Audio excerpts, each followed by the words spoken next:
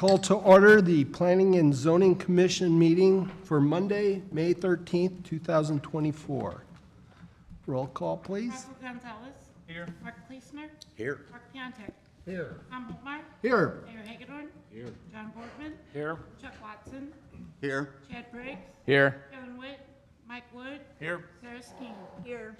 Please rise for the Pledge of Allegiance.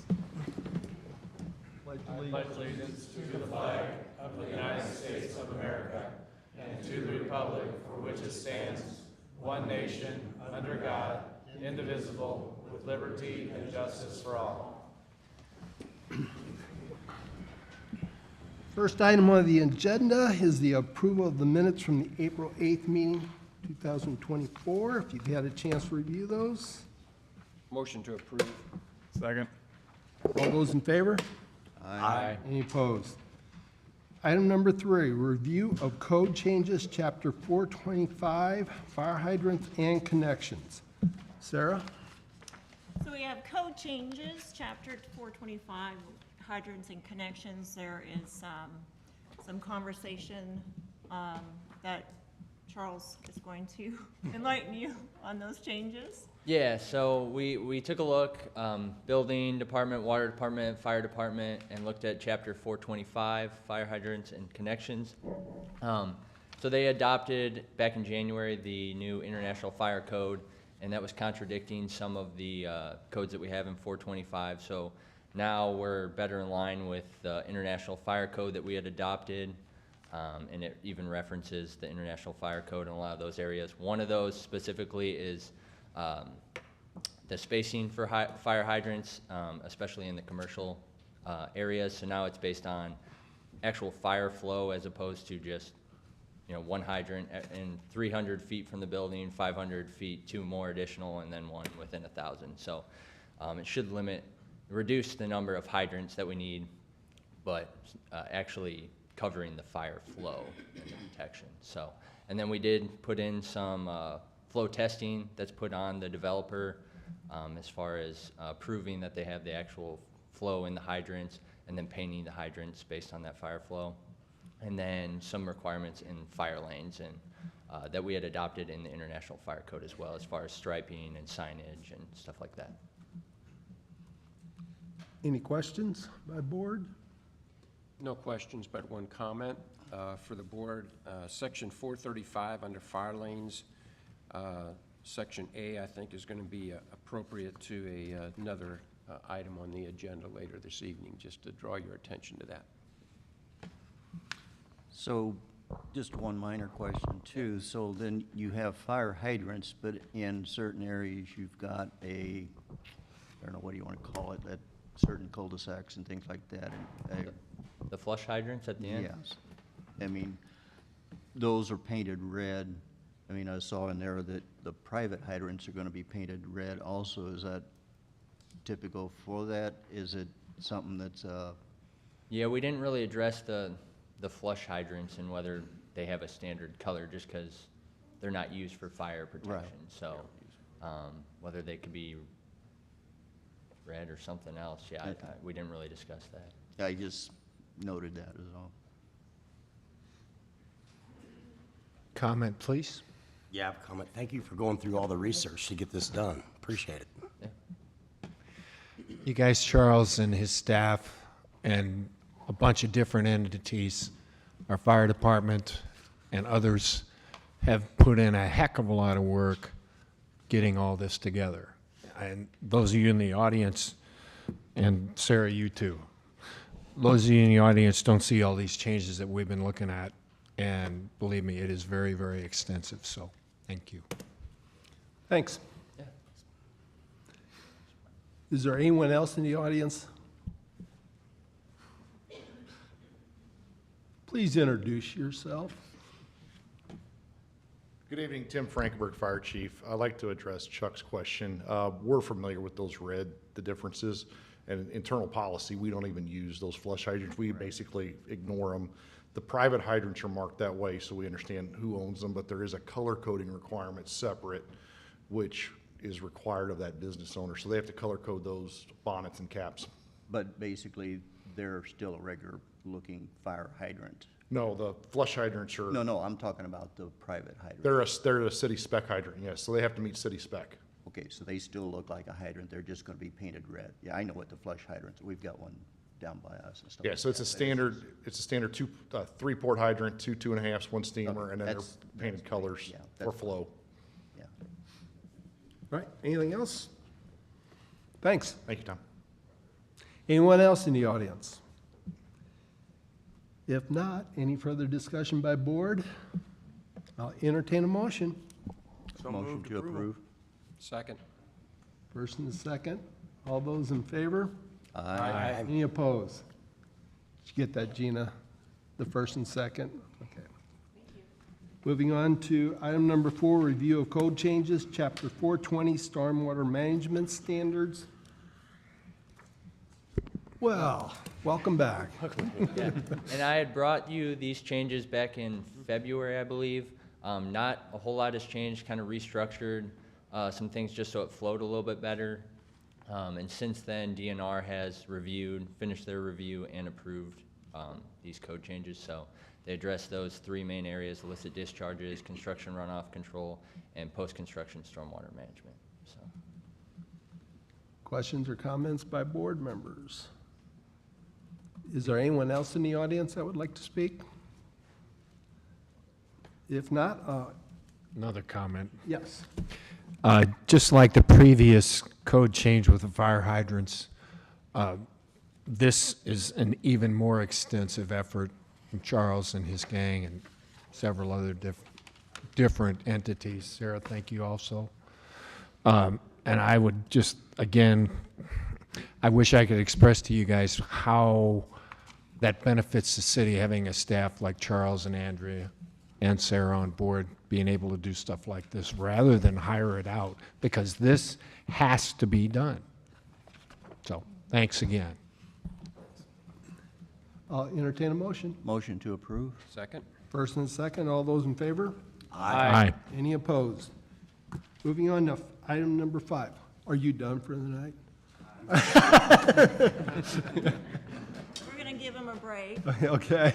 File number 230202, special use permit, RV park grading plan. All right, so we're back to the RV park at 1550 West Main Street. This was renewed back in February, and then they came in with an amendment to the plan, changing the hard surface from concrete to gravel. We tabled it, and so we're back, looking at this again. So again, to review, these were the drawings that were approved in February and then resubmitted in April. And then here's the upgraded plan that was submitted May 10th. And BFA is here to answer any questions you may have about those new submittals.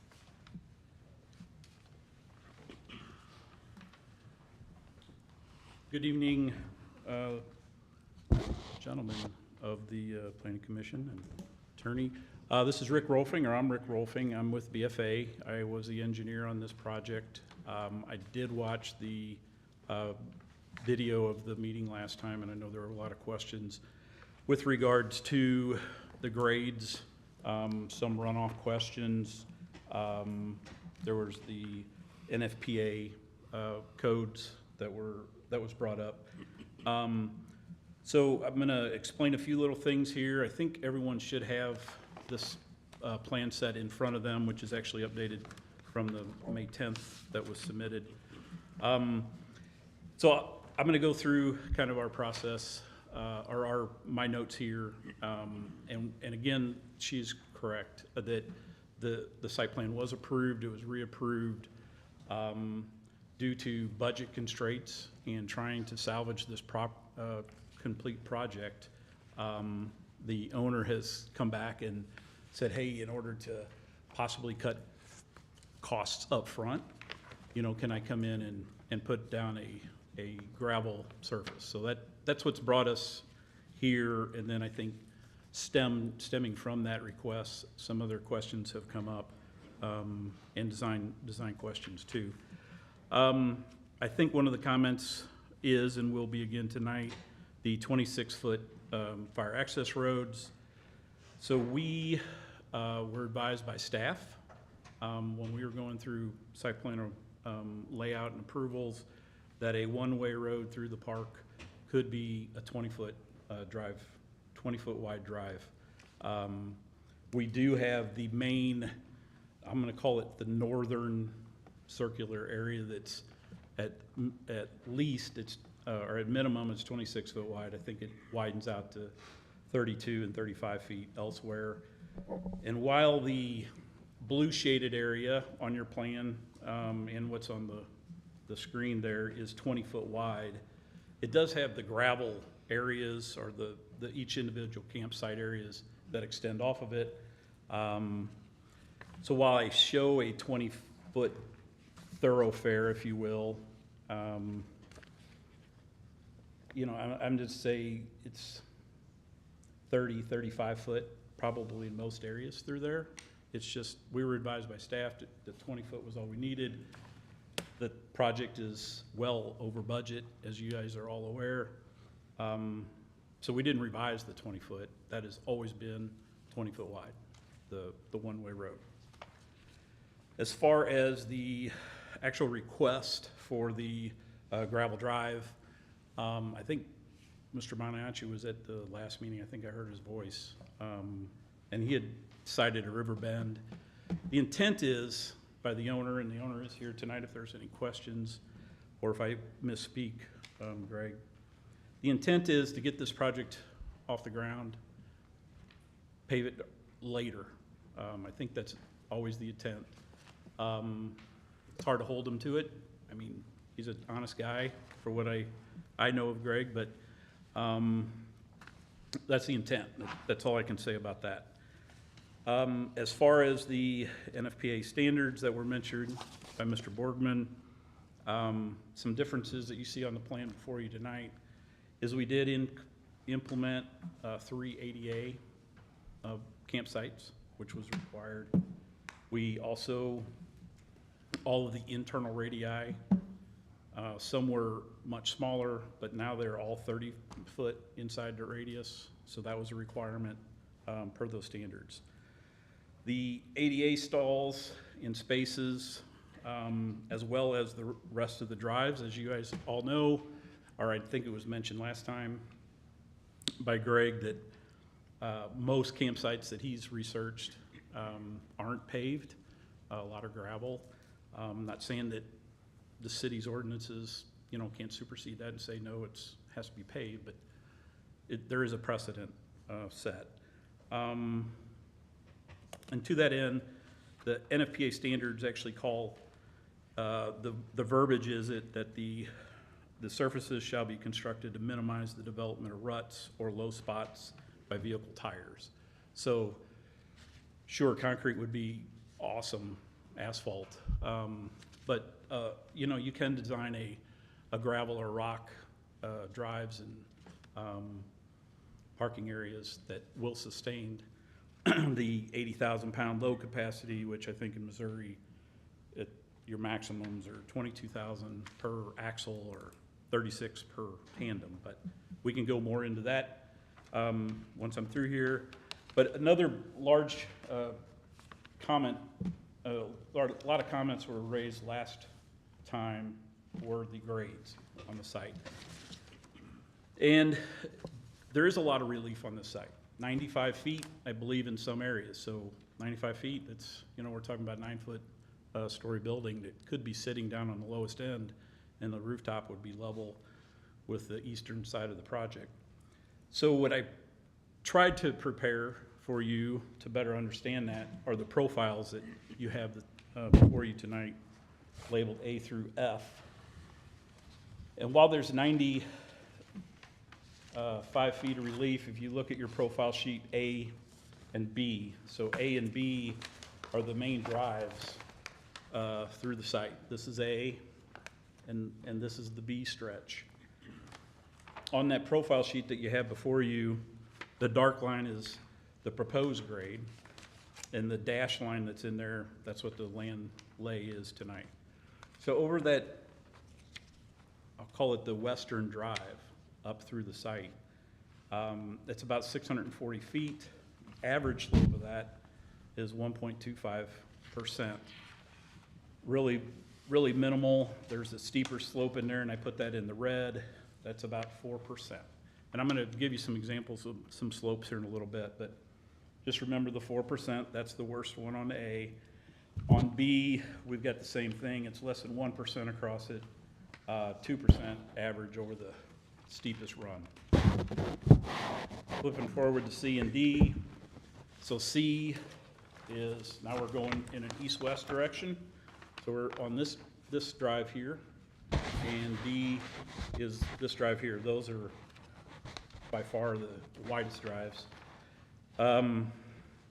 In the east-west direction, it's by far the most elevation difference today, and that's represented in the existing grades on the profile. Again, the dark line is a proposed grade. So the steep lines that you see on either side, that's the tie-in or the grass area, the slopes, and that's coming down to the, I'm gonna call it level, but down to the actual campsite improvements, where the campsite and the camp and the drives will be. So if you look at this one, we do get up to, on C, a 5.55% grade on that road. And again, I'll go over some grades here with you shortly, so you can kind of envision what is a 5.5% grade.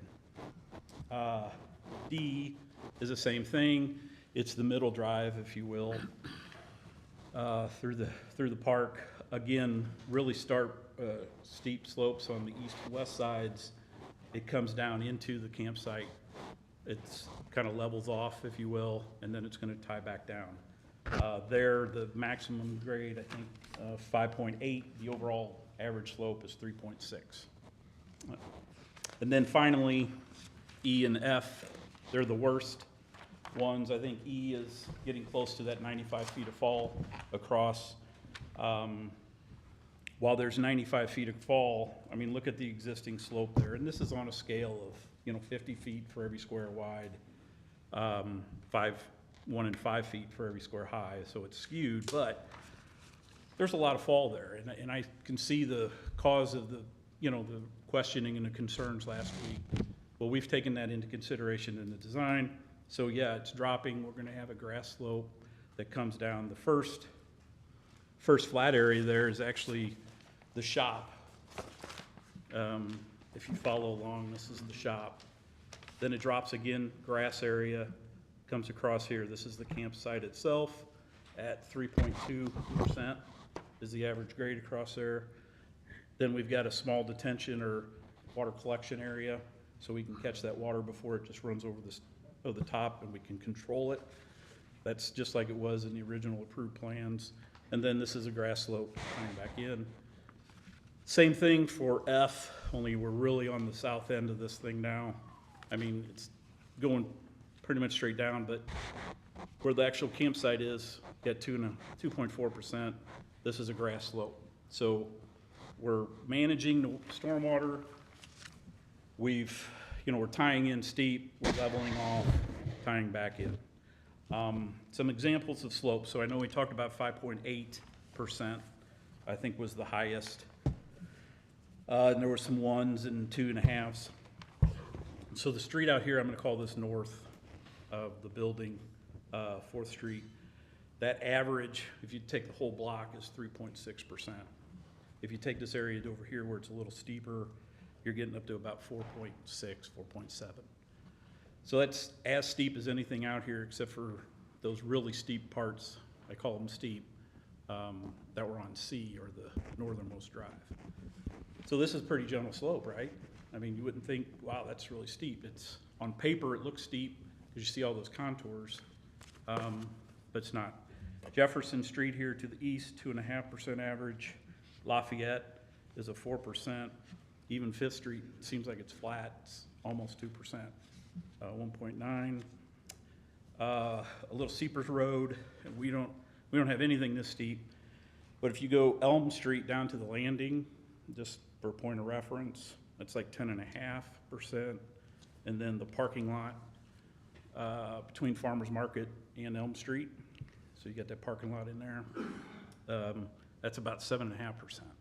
So we don't have anything that steep. So it looks steep on paper. You hear 95 feet of relief on the site.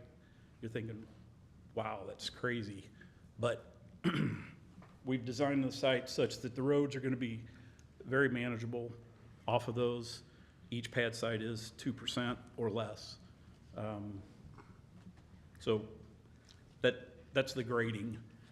And that's pretty much what I had. I know there's gonna be some questions, so I'd like to take any questions you might have now.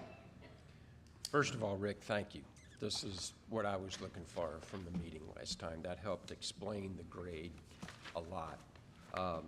One of the questions I still have, are you going to have grass area for these steep grades, or is that going to be retaining walls to the east especially? As of right now, and we never did have retaining walls. So as of right now, and from the onset of the design, it's all vegetated grass. Vegetated. Yes, sir. Okay. And you mentioned the 20-foot drive lane, and I understand what you're saying with the gravel area there. The only concern I have, and for the rest of the commission too, is we have the city codes that have been adopted. And I don't know that we have the authority to make that change to the city code and allow a 20-foot. We do have an appeals process that they can go through and ask for that if that's what they want, if that's what we want to do. So I'm not necessarily opposed to the 20 feet based on how you explained this tonight. And I have looked into I believe it's Pin Oak RV Park, which is down in the Gray Summit area, Blue Ridge. If you look at their aerial map, I pulled it up on Google this afternoon when it was brought to my attention. It's got some pretty, they look narrow, but they're about 14 foot. All right. So, you know, because it is a one-way circle. In the NFPA, I believe if it's a one-way drive in the NFPA, it only needs to be 8 feet wide. That's for the actual parking, the way I interpreted that. Okay, and it may be. Yeah. I just remember reading 8, Right, but I because do those are remember in the ideas. very same paragraph, it talked about, but if it's a two-way, you need 10 foot for both lanes. So I mean, per the NFPA, this could be a two-way road. Correct. But the lots aren't set up like that. But the But, purpose of that is you don't necessarily have two-way traffic, but Understand. if you have a vehicle parked in that roadway, that you can still get past. right. That's the whole purpose of the 20-foot, minimum 20-foot width, which, you know, I'm not sure where the 20-foot wide from city staff came from. I know. You know, that's I- probably 2 years ago now. I know, that's what I'm saying. So- It's been changed. I know that was the direction that we were given, that if it's a one-way, it can be 20 foot, and that's permissible by the city, and then it was approved. So it was a little bit of a surprise, not a shock, or, you know, it was just a surprise that came up now. You know, I can see the gravel versus the hard surface. Hey, I wish we could do hard surface. You know, Greg does too, but trying to salvage the project, but then when the 20-foot came up, I mean, that was a shock to me, a little bit, just because I didn't think that was a issue, but you know, I understand where it comes from. I know the city code's on the 26-foot too. Okay. As far as the gravel is concerned, my only concern is, and this is the first one we've had, so we're kind of going on uncharted waters here a little bit. The grading is not as critical as what I thought it was originally after you explained it, which I thank you for that again. But it's a maintenance thing. I mean, if you drive any gravel roads with all the rain we've had since the first of the year, look how many of them are washed out. They're constantly having to be maintained. That's my concern with gravel. And the owner may say that, you know, I want to do concrete. We've all been down that road here before, and we get told at these meetings that, well, we're going to do it in 2 years or 5 years, and it never happens. Right. And we've also had some city properties and some other developments where people wanted gravel lots, for instance, for a used car lot, and we required that to be a hard surface. Lakeview Ballpark, that's a city property, wanted to do gravel roads, and that's now chip and seal because that's what the city code is. So I don't want to set any precedents here, so I think we really need to make sure we have all our Ts crossed and Is dotted. I'm all in favor of an RV park. I think it's something the community needs. You look at Herman, theirs is full all the time. I think it's booked out for 3 years or something. crazy Yeah, like that. and, you know, so we just need to come to an agreement somehow to make this happen. Yeah, and I can't speak for the owner with regards to down the road. And I'm not gonna tell you tonight that the gravel's not gonna wash. You know, if we get, 4 inches in an hour, some crazy, it's gonna happen, over a 100-year storm, it's gonna wash, period. Will it wash on a 2-year, 10-year common storm? Maybe a little, probably not. It shouldn't, if it's done right, but, and that's why it's in your ordinances. And I understand it, I appreciate it, and I appreciate you guys' time and interest in the project and the owner bringing this forth to you as a way to, we're trying to cut 7 figures from this project to even make it pencil. So that's the big, that's the low-hanging fruit, even though it's one that causes other concerns. I get it. And so does Greg. He gets it too. But that's why we're here. If you don't approve it, then you don't approve it. But it's the request that's before you. I think in this case, excuse me, the stormwater management is really gonna help a lot. I mean, depending on how that's designed, that's really gonna help us out a lot. Now, as you're going up the hill, I know that's gonna be a certain grade on the road, but the entrance to every level spot that you're gonna have a vehicle sitting, an RV trailer sitting, that's gonna be less than 2%, correct? 2% max, yes. Well, that's gonna be pretty Yep. good, I think. Yep. I think that sounds pretty manageable. Well, and let me clarify that, Mr. Gleason. Everywhere where the RV camper sits, other than in the ADA ones, compliant ones, that'll be 2% everywhere. But where a vehicle comes in and sit, that may be 3% or 4%. But it's gonna be relatively, again, this road out here, that's 3.5%, and you don't think about it. But yeah, the stormwater coming down the slopes, it'll be caught at the bottom with level. That's gonna kill its energy and velocity. We do have curbing on the left side. We've got inlets on the west side so that it's not overrunning the slope. It's gonna be let down underground. Yeah, to give it a direction, yeah, that'd Yeah. really help. That's all I have, thanks. On the, back to the 20-foot, would there be restricted parking on, or would there be parking allowed on both sides on a 20-foot? There's no parking within the 20 feet, Within the 20 period. feet, period? Okay. Period, no. So the parking spaces are actually Within off the- of the 20 feet in those red spaced areas. Oh, okay, yeah. And there's enough room there for two Two. spaces. I can go back and look and put a dash line to see where 26 foot gets you and see where, how much space that leaves for parking, or if we can adjust it a few feet. I'm not gonna say 26 isn't doable. It is more But it's- surface I'm area. okay with 20, but and it makes me feel better, there's gonna be restricted parking on it as well. Yeah, I there's no assume that's parking. what's gonna be the case, but. Yeah.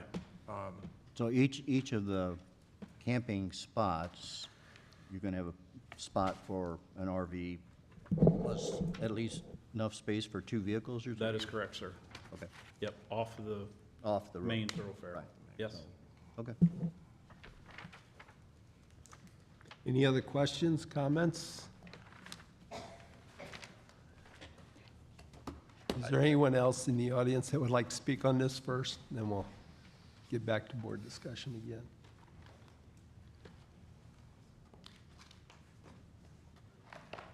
If not, anybody else? Mr. Chairman? Yep. Since we have the fire chief, and I don't really want to put Tim on the spot, but he and I have talked today earlier about this, so I would like to have, if he would come up and at least give the commission his perspective on this from that aspect, not just coming to me. Good evening, Commission. Yeah, where to start? I could see the 20-foot from the perspective of what's being proposed here, and the 26-foot of where it came from. We have done variances before. There's a couple that come to mind that we have done, but they are few and far between. The bigger concern I have is access, getting in and getting out and having a surface that can hold these trucks. That our trucks are big and heavy and don't do well off-road, to be frank with you. They are trucks intended to be on hard surfaces or harder surfaces. We've had a training center with rock in the past. I can tell you the challenges after storms with rock are challenging. So that is one of the bigger concerns I have, particularly seeing how some of the RV parks, you look at the one in St. Charles or the one in Herman, for example, as mentioned, there are campers in there on a fairly steady basis year-round.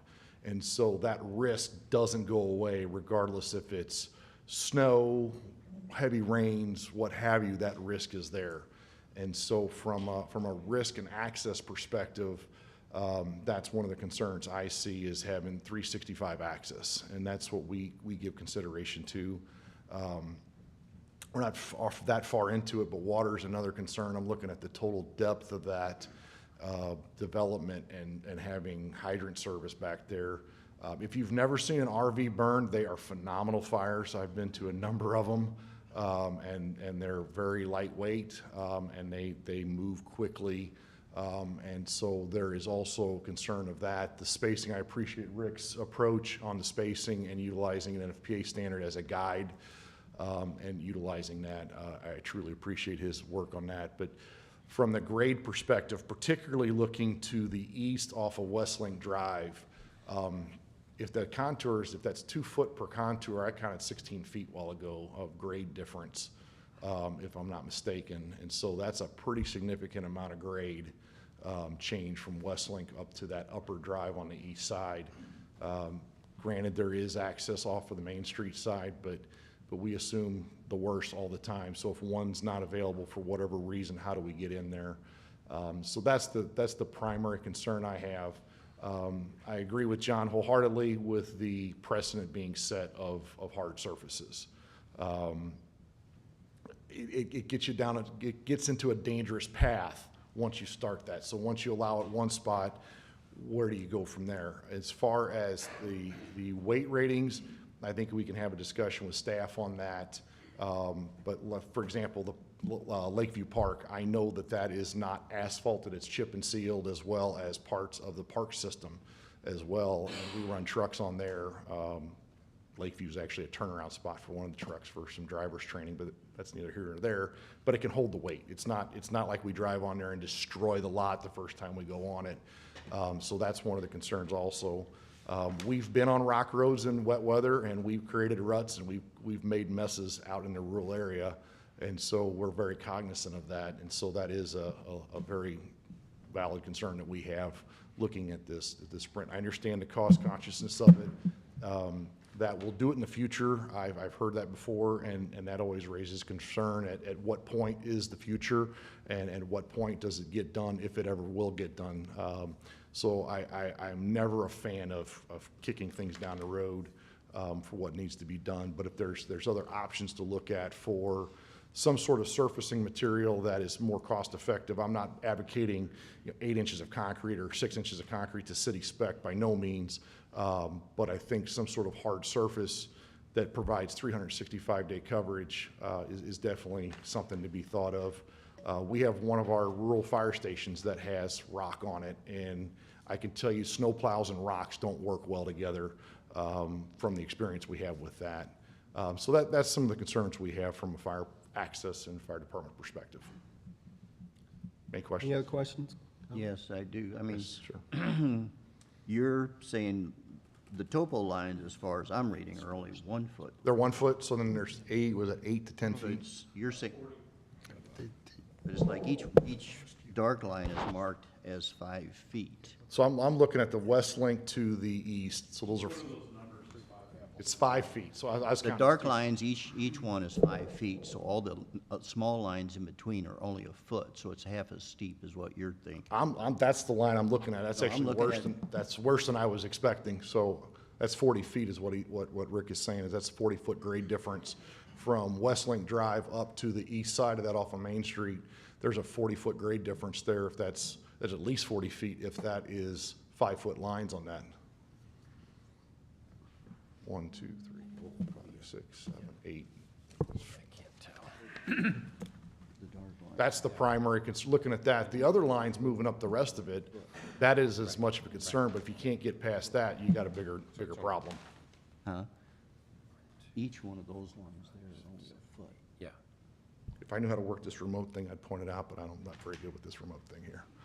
But each one of those lines coming off of there through the main part of the road is only a foot.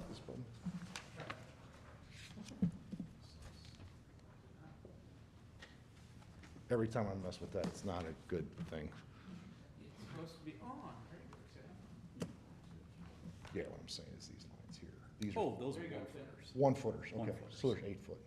Yeah. Okay, I thought yeah. we were talking down here. No. So Rick just clarified, that is 8 feet there. Chuck, you're correct. What you put in this one? That's what it's saying. So from here, from Westlink to the 8, up there's 8 feet difference. Correct. 8 foot of grade difference. Right. So, Any other questions, comments? I have another question for Rick, please. Rick?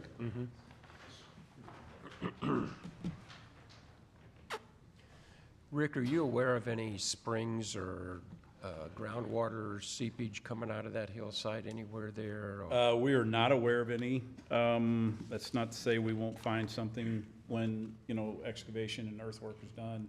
If we did, we could, there's different ways to deal with those. You can bury a pipe for drainage out to daylight. But we're not aware of any springs or anything like that.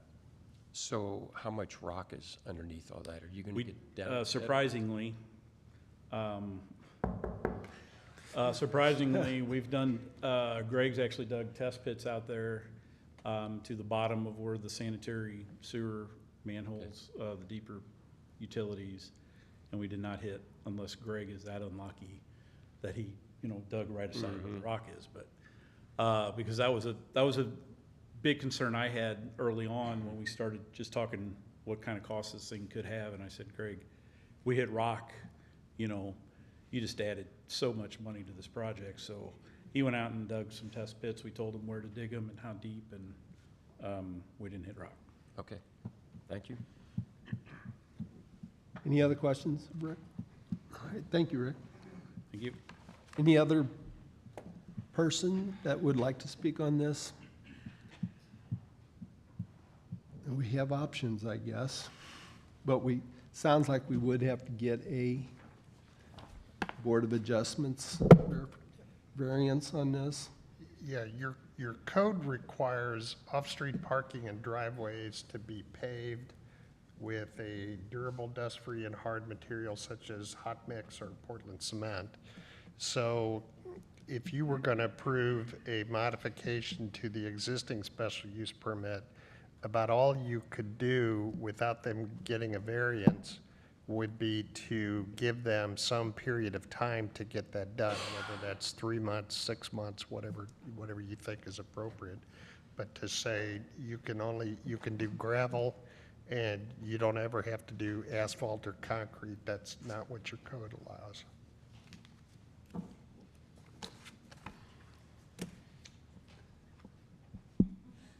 Any other discussion?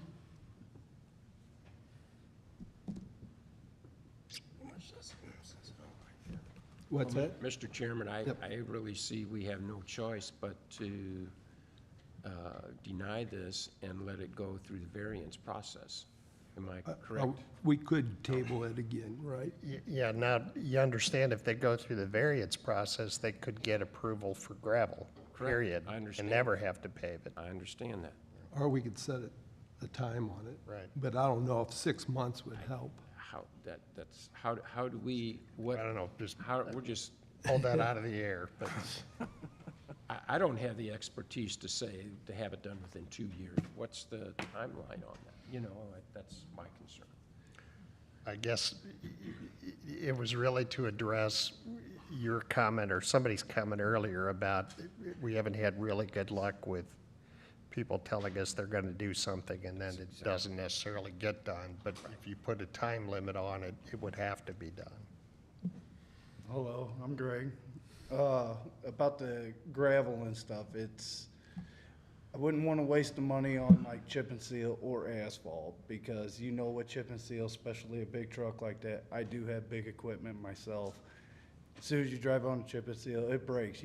Warm day, you turn your tires, that stuff just peels right off. Everybody knows that. And at least gravel, I can fill it back in. It won't be, too big of a problem right at the get-go. I really wanted this concrete, but the price of everything, of how you guys know everything has went skyrocketed. And there's only so many spots, there's 35 slots, okay? It's not a traditional normal RV park where there's 60, 150, 200 slots. It's 35. So the cost of trying to put this in with dealing with the bank and everything else, it's just not on my part. I mean, the bank has a requirement of how many slots there is and how much it costs to put something like this in. And that's what I came back to do, was to try to knock off the costs so we can get this done. But then, yes, in maybe 5 to 8 years, and that's no lie, I want to start putting in concrete. I want that whole thing in concrete. I mean, I'm a concrete guy. I do concrete too myself, for my company. And I want to do concrete, so the rock is not permanent. Yeah, I know I'm going to have the maintenance costs, and guys out there too. Some of my own guys will be out there, shoveling rock, getting it off if it rains like it has. I mean, like last year, we were in a drought for, 4 to 6 inches. Just until recently. So, and the fire trucks, they go everywhere. They go in gravel lots out in the country, even where I grew up on 185, I seen them out there. They go everywhere. I don't know if you guys have any questions for me, I don't know about the rock. I'm just Questions? trying to make this work. Yeah, I think it's just our rules in the city. Yeah, I know. And not, Just trying to help out the city, Yep. man. I just have another question for Rick after you mentioned something.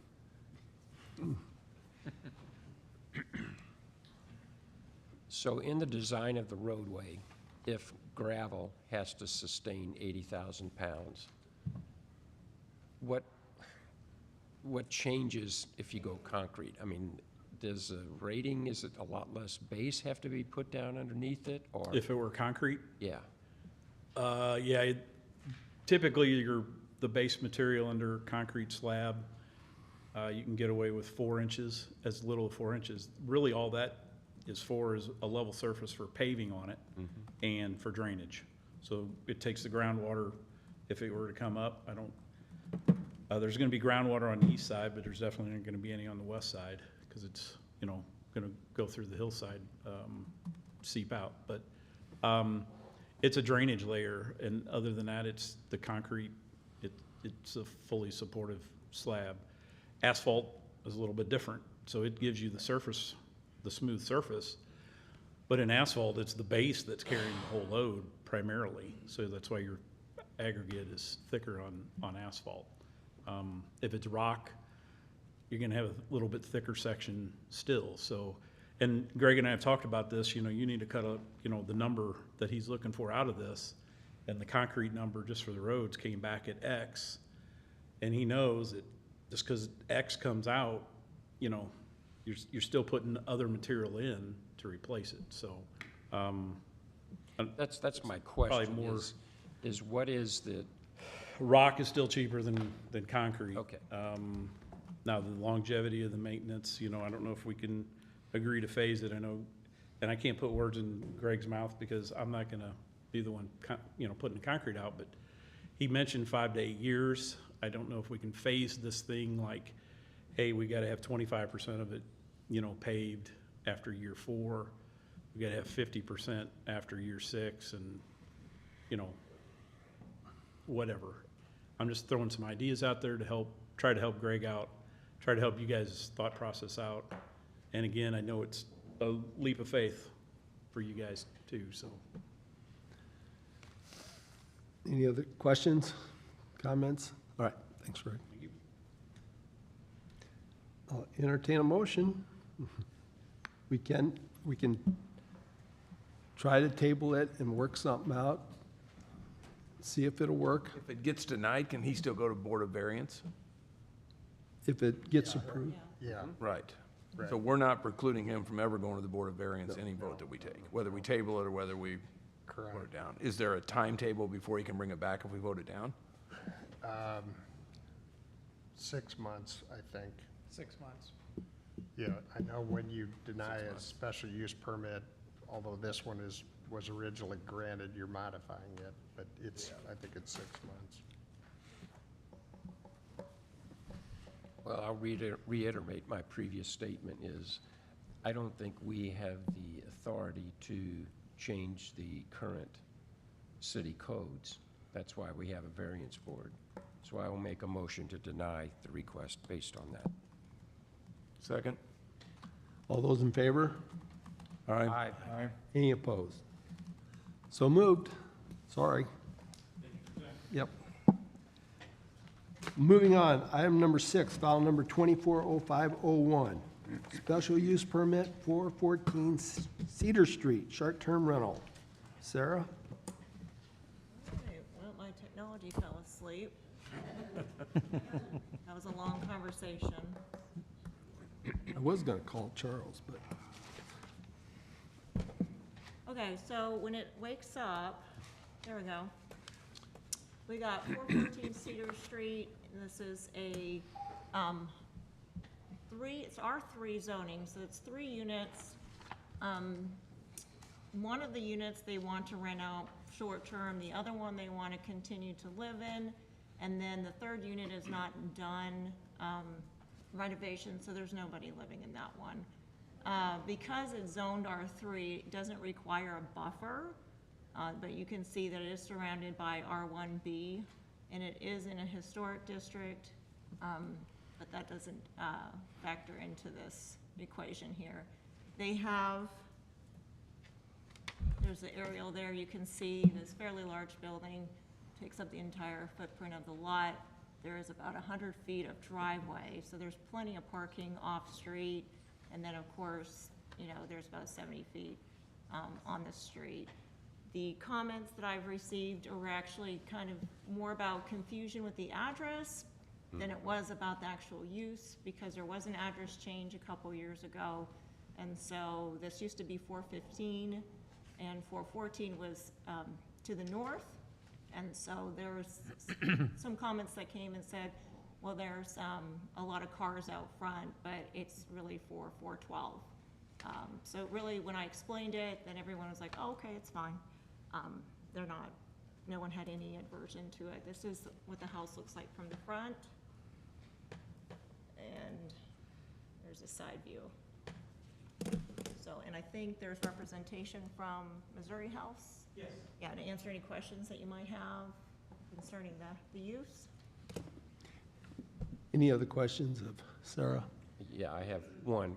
My observation when I looked at it was the addressing, Yeah. because there's no way, no indication of where the 3 apartments or whatever Right. are located, where their entrances are. So that needs to be addressed Yeah. somehow. And the owner is also here, so he can speak to that. Hi, I'm Clayton Jostis. We bought the old Tri-County building, Dr. Post building, back in 2019. Just vacant, you know, eyesore. Took it and remodeled it for our son, who's wheelchair bound. So it's 100% accessible. It's been great for us. My oldest just went off to the University of Missouri, and my wife and my son, my stepson, want to get back to Florida. So we're trying to transition away. To answer your question about the 3 units, before we bought it, we wanted to get zoning for multifamily. So that was approved.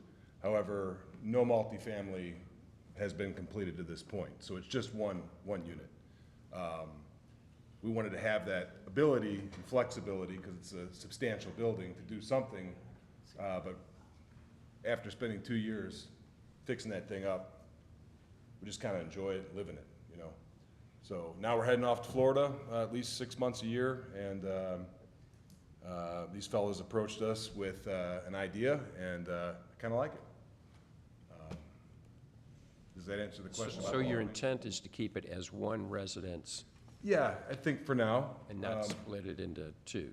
Yeah, now the basement's pretty substantial. There used to be a dentist office down there. So it's got big 8-foot ceilings, and I made sure to have all the egress windows in there, and we actually have 3 electric panels, or 3 electric outside meters.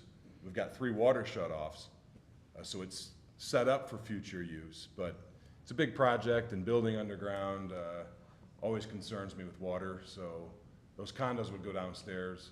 I think there's a parking plan on file with the city that was approved by the previous Sal, but I've looked at it, I've kicked it around, but this might be a better idea, so.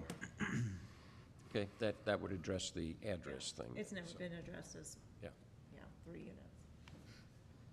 I Any believe other the questions? addressing would be taken care of prior to occupancy when they applied for. So Okay. if they would get, I mean, if they're successful at getting the short-term rental and they set up one of the units and that needs to be a separate address, then we can go ahead and address it at that time. Very good. We don't have any intention right now, and depending on how this goes, and how the test run goes, if it's making sense, we'll probably just leave it alone. Right. There's plenty of storage, accessible for the plumbing and everything down below, so that's convenient too. Plenty of parking too, 100-foot driveway. That's the longest driveway in town, I'll bet. It's a Yeah, but unique, it's it's a hard unique surface. building. Yeah. Any other questions, comments from board? All right, thanks. You bet. Thank you. Anyone else in the audience? Any questions Yeah. for me? Any questions? No. No. Yes, come on up.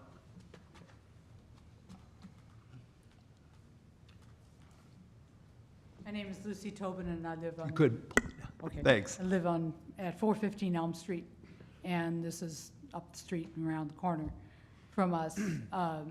My concern about doing short-term rentals is that we have so few places for families to live in downtown. And if we go to short-term rentals, there are already 2 short-term rentals on that block. It's just, to me, it seems like we need to have places where families can live, or young people can afford to live. All right, Thank you. thank you. Thank you. Thanks, Lucy. Anyone else?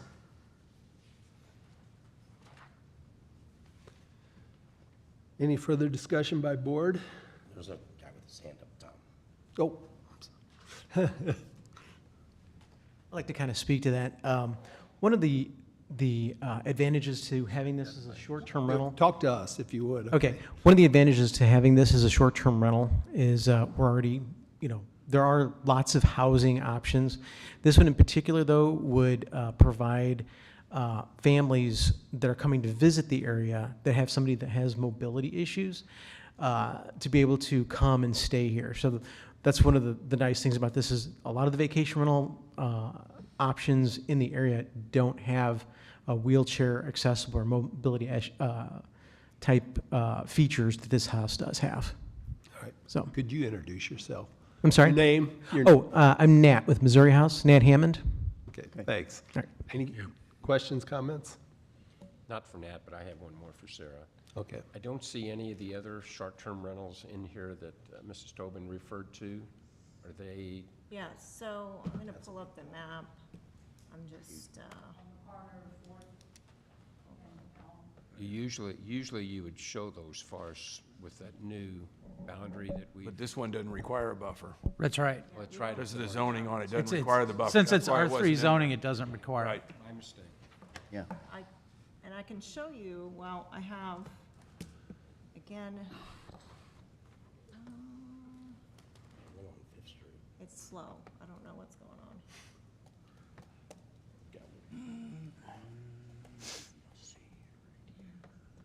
Let me,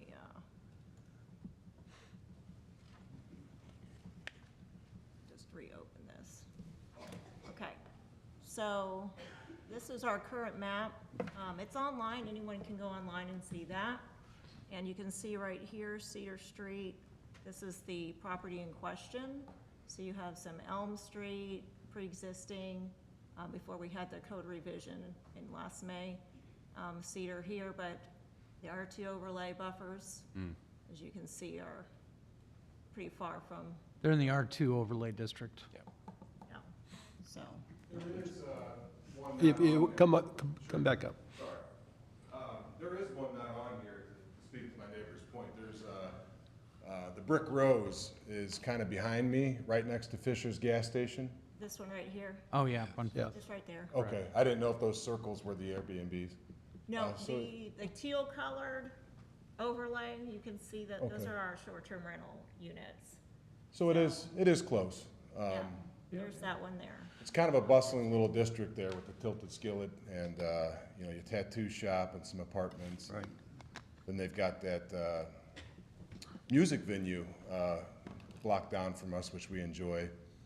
And the handicap part is a big deal. It's hard to travel. That's actually why we bought that house, is my wife wanted to live downtown, but a lot of our existing houses downtown are straight up in the air, you know, before really building code, so that would have been impossible.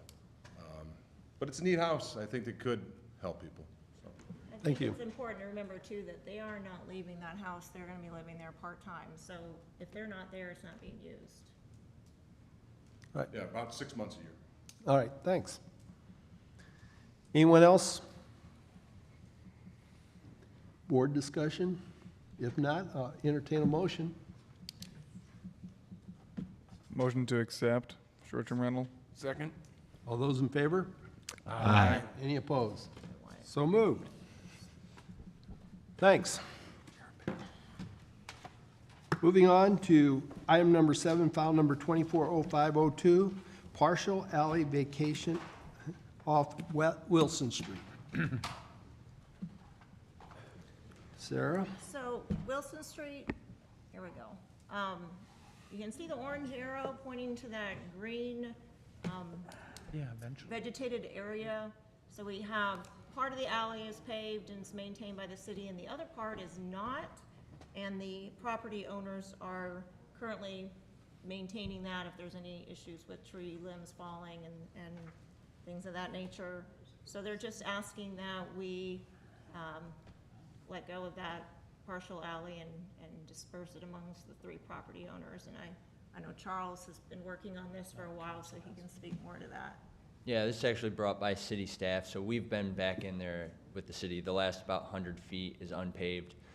There's some trees that we've had to trim, some junk that we've had to clean up, mow, miscellaneous things. So we've talked to the homeowners, and they're willing to just take that as extra land for them and maintain it. So just something the city doesn't have to maintain that.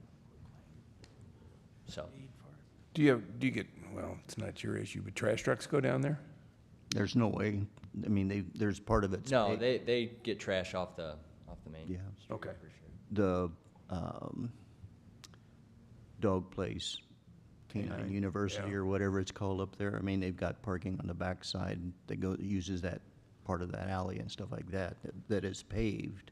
Yeah, we'll But maintain beyond, the I know, paved but alley. beyond that is just brushy stuff. It's like in. Oh, I got you. In the. I yeah, see what you're saying, yeah. Right. In the minutes, or in the letter and stuff like that too, it says, you know, it ends up going to St. Peter's Cemetery there, but, you know, that's all just there. Yeah, so there's no future plans to extend Yeah, this into the it's just cemeteries. there. And there is a letter that we received before Yeah. the meeting that Sarah said it was okay with them. Any other questions, comments? No. Thanks. Anyone else in the audience that have any questions or comments on this? Let's wait a second for the mayor. Sorry, guys. There's no further discussion. I'll entertain a motion. Motion to approve that? Second? All those in favor? Aye. Any opposed? So moved. Moving on to file number 8, 240503, yeah, vacational right-of-way of easement on High Street. So High Street from Highway 100 all the way to Sophia, there's a connection there, and we had a 400-foot corridor easement, and now that it's been built out, there's actually our High Street with our 60-foot right-of-way. They are requesting that we vacate that corridor easement so they can continue building. And again, Charles probably is good at answering questions, because I don't have a whole lot of background. I will just, for historical perspective, Mark remembers this, we had obtained this trying to go get High Street further south in the future. The Jasper family didn't know exactly. They granted that to the city at the time, and the idea was to go ahead and continue that road further south for development, but they didn't know, it wasn't engineered to the point where they knew exactly the location. So that was the reason why he had such a big swath. We don't, obviously with, as what Sarah just mentioned, if you got the right-of-way in place, the easement, I don't see any reason for us to hang on to that anymore. I would have thought you would have taken that out as you got the road put in. Probably wait until you get it all the way at least to the bottom, at least where what they granted, so. Any other questions, comments? I'll entertain a motion. Motion to vacate? Second. All those in favor? Aye. Any opposed? So moved. Moving on to the comprehensive plan. We'll have Tim come up, I believe. What's up? Is that correct, sir? We've got, as we're getting the presentation ready tonight, Tim with H3 studio team has been working with the city probably over the last, 18 months? About 18 months. 18 months to go ahead and get us to this point. And he's going to go ahead and give you an overview of the process we went through, talk about, some of the next steps, what we have. Just a reminder for this body, this is the one time that you guys are not a recommending body. You would actually adopt the plan. And in the past, what we've done is the Planning and Zoning Commission, once they adopt it, we ask the council to go ahead and also give a resolution of support for the document as well, just to make sure everybody's, pretty much understands the process and the procedure that we went through. So again, we have that available for you tonight to go ahead and adopt. Tim's going to talk about how we got here. I'll go ahead and address, when he gets done, some of the changes that we've talked about in the last few weeks to some of the maps, and then we'll open it up for discussion. And I know you've got plenty of people that signed up to go ahead and speak to you tonight on the document. So thank you, Tim. Great. Thank you, Darren, members of the commission. So it's good to be back. I was here on April 8th, went through a version of this presentation. What we'll be showing tonight is a slightly shorter version with a few changes that have been made over the last 4.5 weeks, as Darren was mentioning. So what we want to do, again, is just to kind of run through that, where we are today, how we've gotten here, kind of a summary of the process, touching on the major components, and then open it up for the public hearing. So as Darren was mentioning, as you all know, H3 has been honored to work with the City of Washington and the broader community over about the past 18 months to develop the city's comprehensive plan update, 2034 comprehensive plan update, Grow, Wash, Mow. And the planning process was really structured around a very intensive series of community engagement activities, really from the very inception of the planning process through to the end. We started out with a series of stakeholder focus group meetings to get sort of initial feedback. We met with an assembled business owners roundtable that Darren and Sal helped to put together. Met with them twice, once at the beginning to get input, once sort of in phase 3 to get their reaction to some of the recommendations.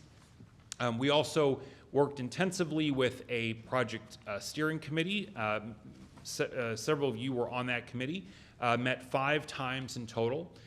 We had 3 community-wide public workshops during the process, and we also Early on in the process, we did an online comprehensive plan survey, both a kind of citizen survey as well as a business survey. We had 394 total survey responses, of which 343 were Washington residents. So we estimate that over the course of the planning process, we probably engaged with somewhere between 500 and 600 people. That's unique points of engagement. We met with many of them more than one time as well. So we were pleased with the participation. Obviously, this is an enthusiastic community. Through that process, there were a series of key community priorities that were identified. These were basically the things that kept coming up in the community feedback, and they were also things that were, in addition to being mentioned by the community members in the process, were also supported by the various data analysis and sort of objective existing conditions analysis that the team was engaged in. So those include issues or priorities for workforce development, housing diversity and affordability, road improvements and congestion mitigation, enhancements to the 5th Street corridor in particular, continued enhancement and development of downtown Washington and the riverfront, diversifying the city's jobs base, enhancing parks, trails, and recreation amenities, facilitating the development of the East-West Parkway, and really also setting the plan up for effective implementation moving forward, providing a detailed and actionable roadmap for how the city and the Planning and Zoning Commission can actually advance the recommendations of the plan. And so those priorities really served, that was ultimately, that was sort of the summary, the elevator speech, if you will, of what we heard and what things that the city and the community desired for the plan to address. So that serves as the foundation for the vision, goals, and strategies and the other recommendations of the plan. The plan's vision statement states that Washington will leverage its rich history, riverfront environment, and economic development success to position itself as an innovative and regionally recognized complete community to support regional cooperation, a highly skilled workforce, a diverse economy, a vibrant high quality of life for current and future residents. And I've mentioned this now several times in these meetings, but it bears repeating that this concept of a complete community was very important from the get-go. When we were doing some of our early meetings with the steering committee, we were talking about different economic futures that the city could pursue. Did the city want to focus primarily on industrial and business development? Did the city want to focus primarily on housing? Did it want to focus primarily on tourism and that industry? And ultimately, what the committee came back with, and this was reinforced in our large-scale public workshops, was that Washington needs to continue to function as really a self-contained community. It needs to provide all of those things. It needs to support residents, provide good jobs, that there wasn't a focus on one economic future or another. It really needed to be that complete community, providing all of those amenities here within Washington. And so that was very important because, as we conveyed to the committee, there's sort of no right answer when you're talking about the future. It's really what does the community desire, and that was what the community desired. And that was an important and fundamental part of the way that the plan was then structured. So the community vision statement is supported by a series of 7 goals: community history and regional distinction, economic diversity and amplification, downtown expansion and enhancement, housing development and diversification, transportation and infrastructure, natural resources, parks and recreation, and governmental progress. Each of those goals has a number of actionable strategies associated with it. There are over 70 strategies in all amongst those goals. And those really then provide the policy direction for the comprehensive plan. And they also set up the recommendations of the various physical plans, the future land use plan and the physical facilities plans that we'll go through now. So again, building upon that concept of the complete community, the future land use plan was structured to really build upon the city's existing settlement patterns, its existing community strengths and community amenities, and then focus on likely realistic growth areas and growth opportunities for new types of land use and new types of development.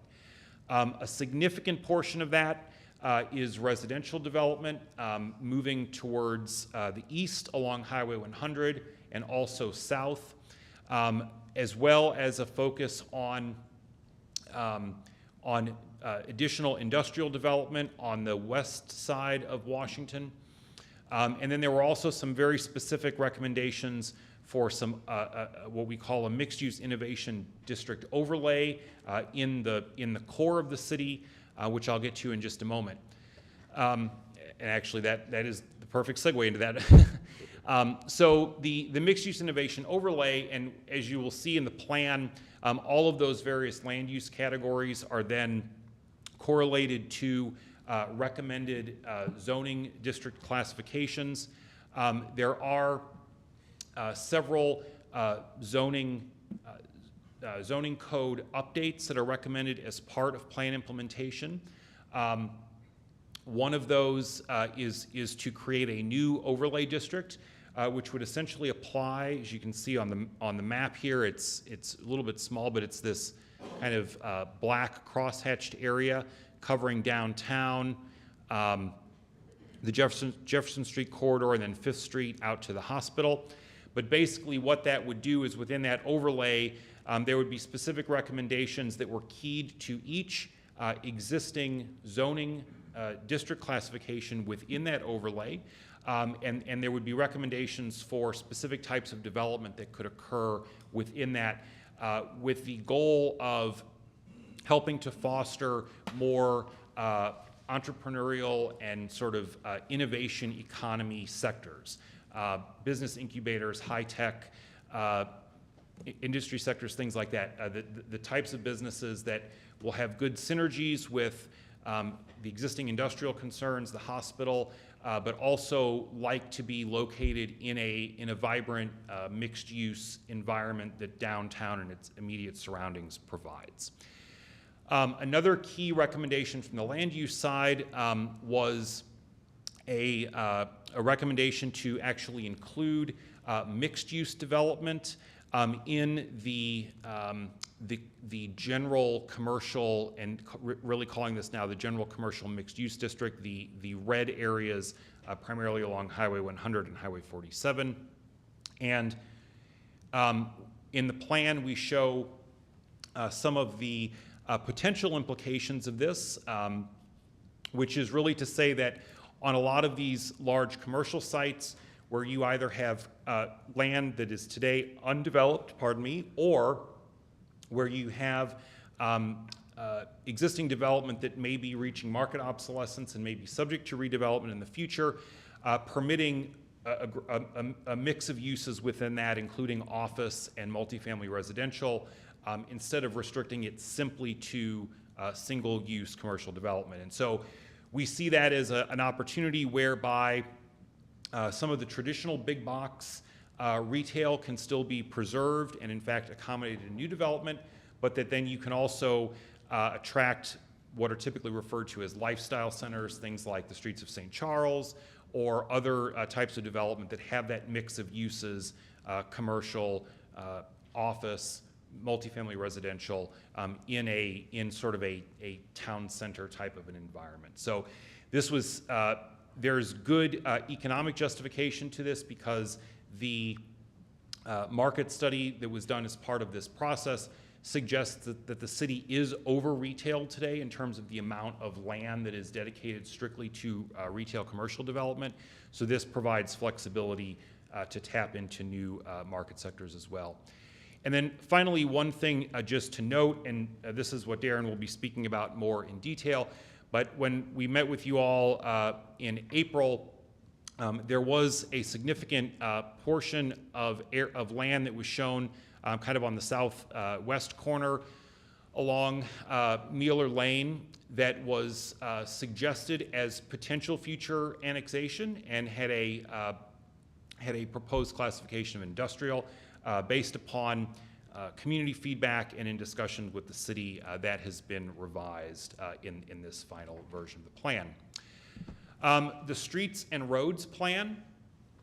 This is one of the 3 physical facilities plans that support the future land use plan. This consists of a variety of qualitative improvements to some of the city's key arterials and corridors. It includes recommendations for and these are a minor revision of what is presented in the city's current comprehensive plan for the East-West Parkway south of Highway 100. It also includes streetscape and public realm improvements to Highway 100, Highway 47, 5th Street, some of those major corridors, as well as some new road connections that the city is currently planned for and in some cases is currently in the process of developing. Then there is also in the physical facilities plan a detailed parks, trails, and open space plan. This outlines recommendations for future park space expansion as well as for the development of an expanded greenway, off-street greenway network, as well as on-street bicycle and pedestrian facilities. The goal here is that those bike and ped facilities would be located at an interval of no greater than 1/2 a mile from each other, so that essentially every household within Washington would be within a 1/4 mile distance, which is either a 5-minute walk or about a 2-minute bike ride of one of those designated bike and pedestrian facilities. And then that facility network is further broken down in the bicycle and pedestrian plan into specific recommended facility types that are based on the existing condition or character of the streets that have been identified. It's important to note that for all of these physical facilities plans, these are plans. They are long-range projections. Obviously, for any of these to move forward into implementation would require more detailed planning and engineering, and in many cases, they might include right-of-way acquisitions or other negotiations. But this is designed to basically, again, give the city a roadmap for how to begin to think of these improvements over time. Finally, just to conclude, the last section of the document is the Implementation Strategic Action Plan, and we went through this in quite a bit of detail last month. But essentially, it is divided into 3 key sections. It begins with a series of 7 early action items that are intended to be started and in most cases completed by the city within 5 years of plan adoption. And these are really designed to leverage and build momentum towards broader implementation. Then the implementation matrix takes all of the 70-odd strategies within the plan, and it categorizes them. It assesses them based on their collective impact on each of those key community priorities that we went over in the beginning. It also assigns a time horizon, short-term 0 to 3 years, medium-term 3 to 7 years, and long-term 7+ years, as well as identifies the primary implementer or responsible party for implementation. And then the final section of that is the short-term implementation action items. This basically takes all of those short-term items, those 0 to 3 year items, it breaks them down into subtasks where applicable, and then identifies what city departments would be primarily responsible for implementation and what third parties or other city departments would have secondary roles in implementation. So again, the idea is from an operational planning standpoint, to try to give as much detail to the city as possible in terms of how to move forward with implementation once the plan is adopted. And just to reiterate, the implementation plan was worked out in great detail with city staff and the department heads to make sure that all of the various priorities were aligned. And so that concludes my presentation. Thank you. Any questions by board? Tim? Thank you. Thank you.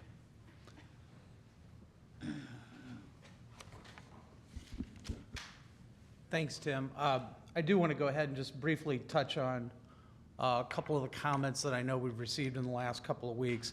Tim's already mentioned the area as far as the future land use map and the fact that we removed a large portion of that was going to be for industrial.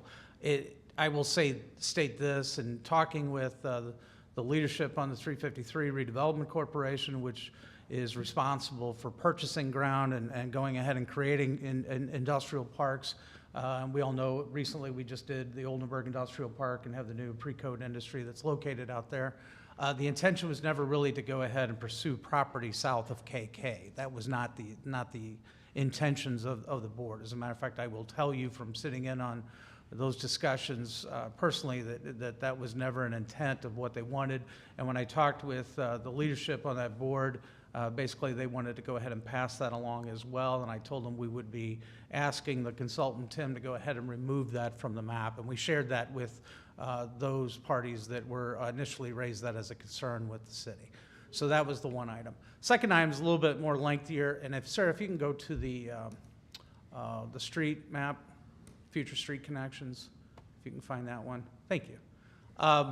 This one is a little bit different with regards to I know that Tim has mentioned there's portions of the East-West Parkway roadway. Just kind of put this in perspective, some of you, I can say, have been on this board long enough where they've heard this. Tom is one of them, and Mark Piontek and myself, and we've sat through these discussions and sat through previous comprehensive plans where these lines on the maps had been drawn up for years. The first mention of an East-West Parkway roadway for the city was to try to go ahead and alleviate traffic concerns going east-west along the Highway 100 corridor. At that time, this was 1984, is when they first put a conceptual line on a map and said, the city really ought to look at future growth, and when it happens, you've got something put in place to where you can consider to go ahead and put this roadway through. And it was never, beyond that, that was it. Now, that was 1984. In the 90s, the city saw considerable development south of 100 that started to have a little bit more of a focus, and there was a concern that, okay, is that route going to be needed sooner rather than later? And at that time, the city went ahead and hired a consultant to go ahead and see what is the feasibility, where would that road really need to be? And so at that time, what they did was, hoping this thing works, there we go. You can see it primarily focused from this point where it intersected with Highway A all the way over to South Point Road. And that was the focus of the East-West Parkway roadway. How could that be designed through that area? And they did an in-depth, a more in-depth look, trying to get you a sense of grades, where it would go on property lines, et cetera.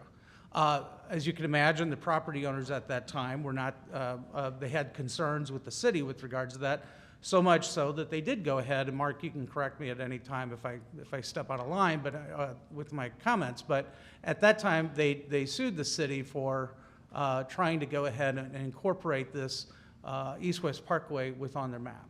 And we went to court, and I think it was early 2000s, I think, by the time, or mid-2000s, I do know that I was there with Mark when we were over in court, and basically the judge said the city has a right to go ahead and plan for streets outside of its city limits. However, it needs to lead to and from the city limits. And so what we did was, at that time, was we added the extension of High Street coming from the city limits there at 100, continued it further south to go ahead and catch what had really been looked at, which is this portion again of that East-West Parkway roadway. Up to that time, everything else had just been like I said, it was a conceptual design plan. Where would this go? Where would it need to go? The city also, I think, it relayed to a lot of property owners that basically this is not going to need to be planned for unless we have development that comes along. And if the development doesn't occur, then there's no reason to go ahead and do that. But if development does occur, we want to be able to go ahead, have this on our plan, make sure that we can go ahead, purchase right away if we need to go ahead and do so. So if you'll remember, I mentioned earlier, it was mentioned the first time in 1984 on the city's comprehensive plan, and I will tell you that the first stretch of the roadway basically is 40 years later. And it's not even, it's probably about quarter to half a mile, and it's basically off of Beaker Road down here where you see a lot of development.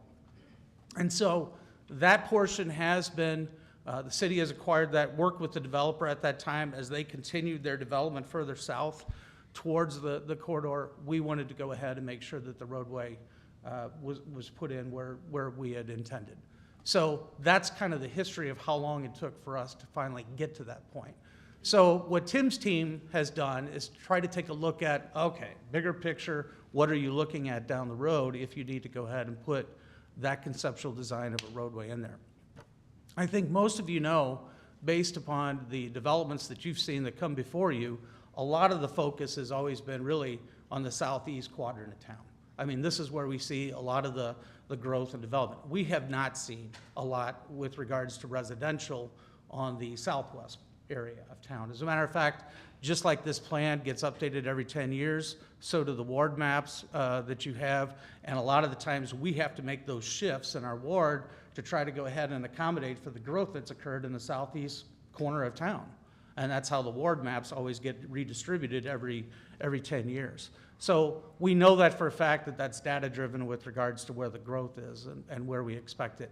We do expect to see more opportunities for this roadway to go from Beaker Road over to South Point Road, and as well as from 47 over to Beaker, because we do see that we have had discussions with developers.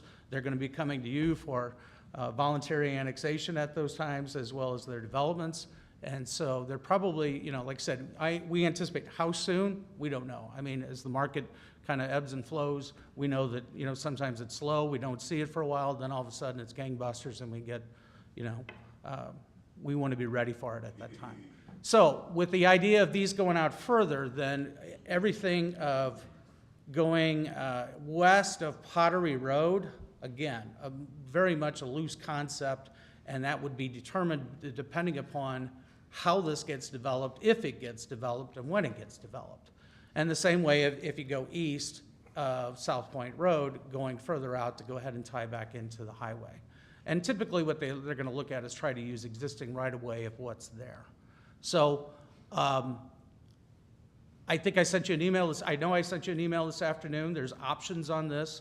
I don't want you know, the entire plan to be determined just by one stretch of a conceptual plan for an east-west Parkway roadway, especially in an area that I know that I don't think we're going to see significant development. If we would come back to you, and you can always do an amendment to the comprehensive plan to go ahead and accommodate that growth. So that's up to you. But I know a lot of the folks that you're probably going to hear from tonight that put their names down to go ahead and speak, that's a big concern that they have. So I just want to give you that if you have any questions.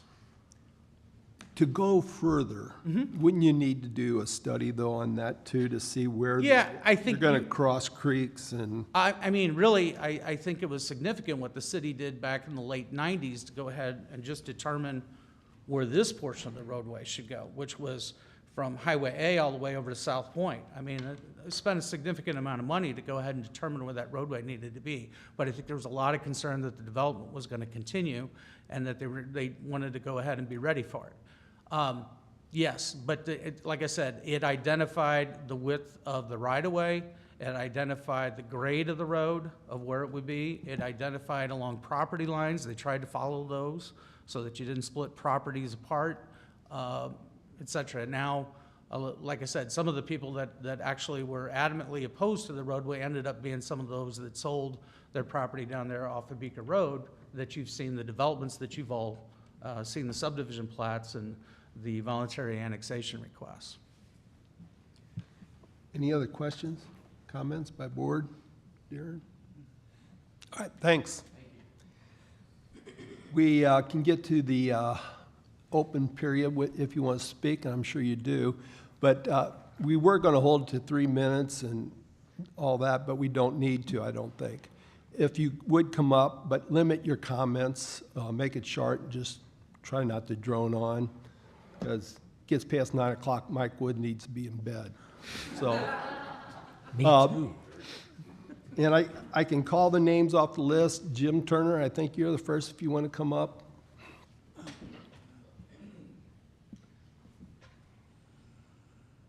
Thanks, ladies and gentlemen, for the opportunity to speak to this. I have as many questions as I have comments.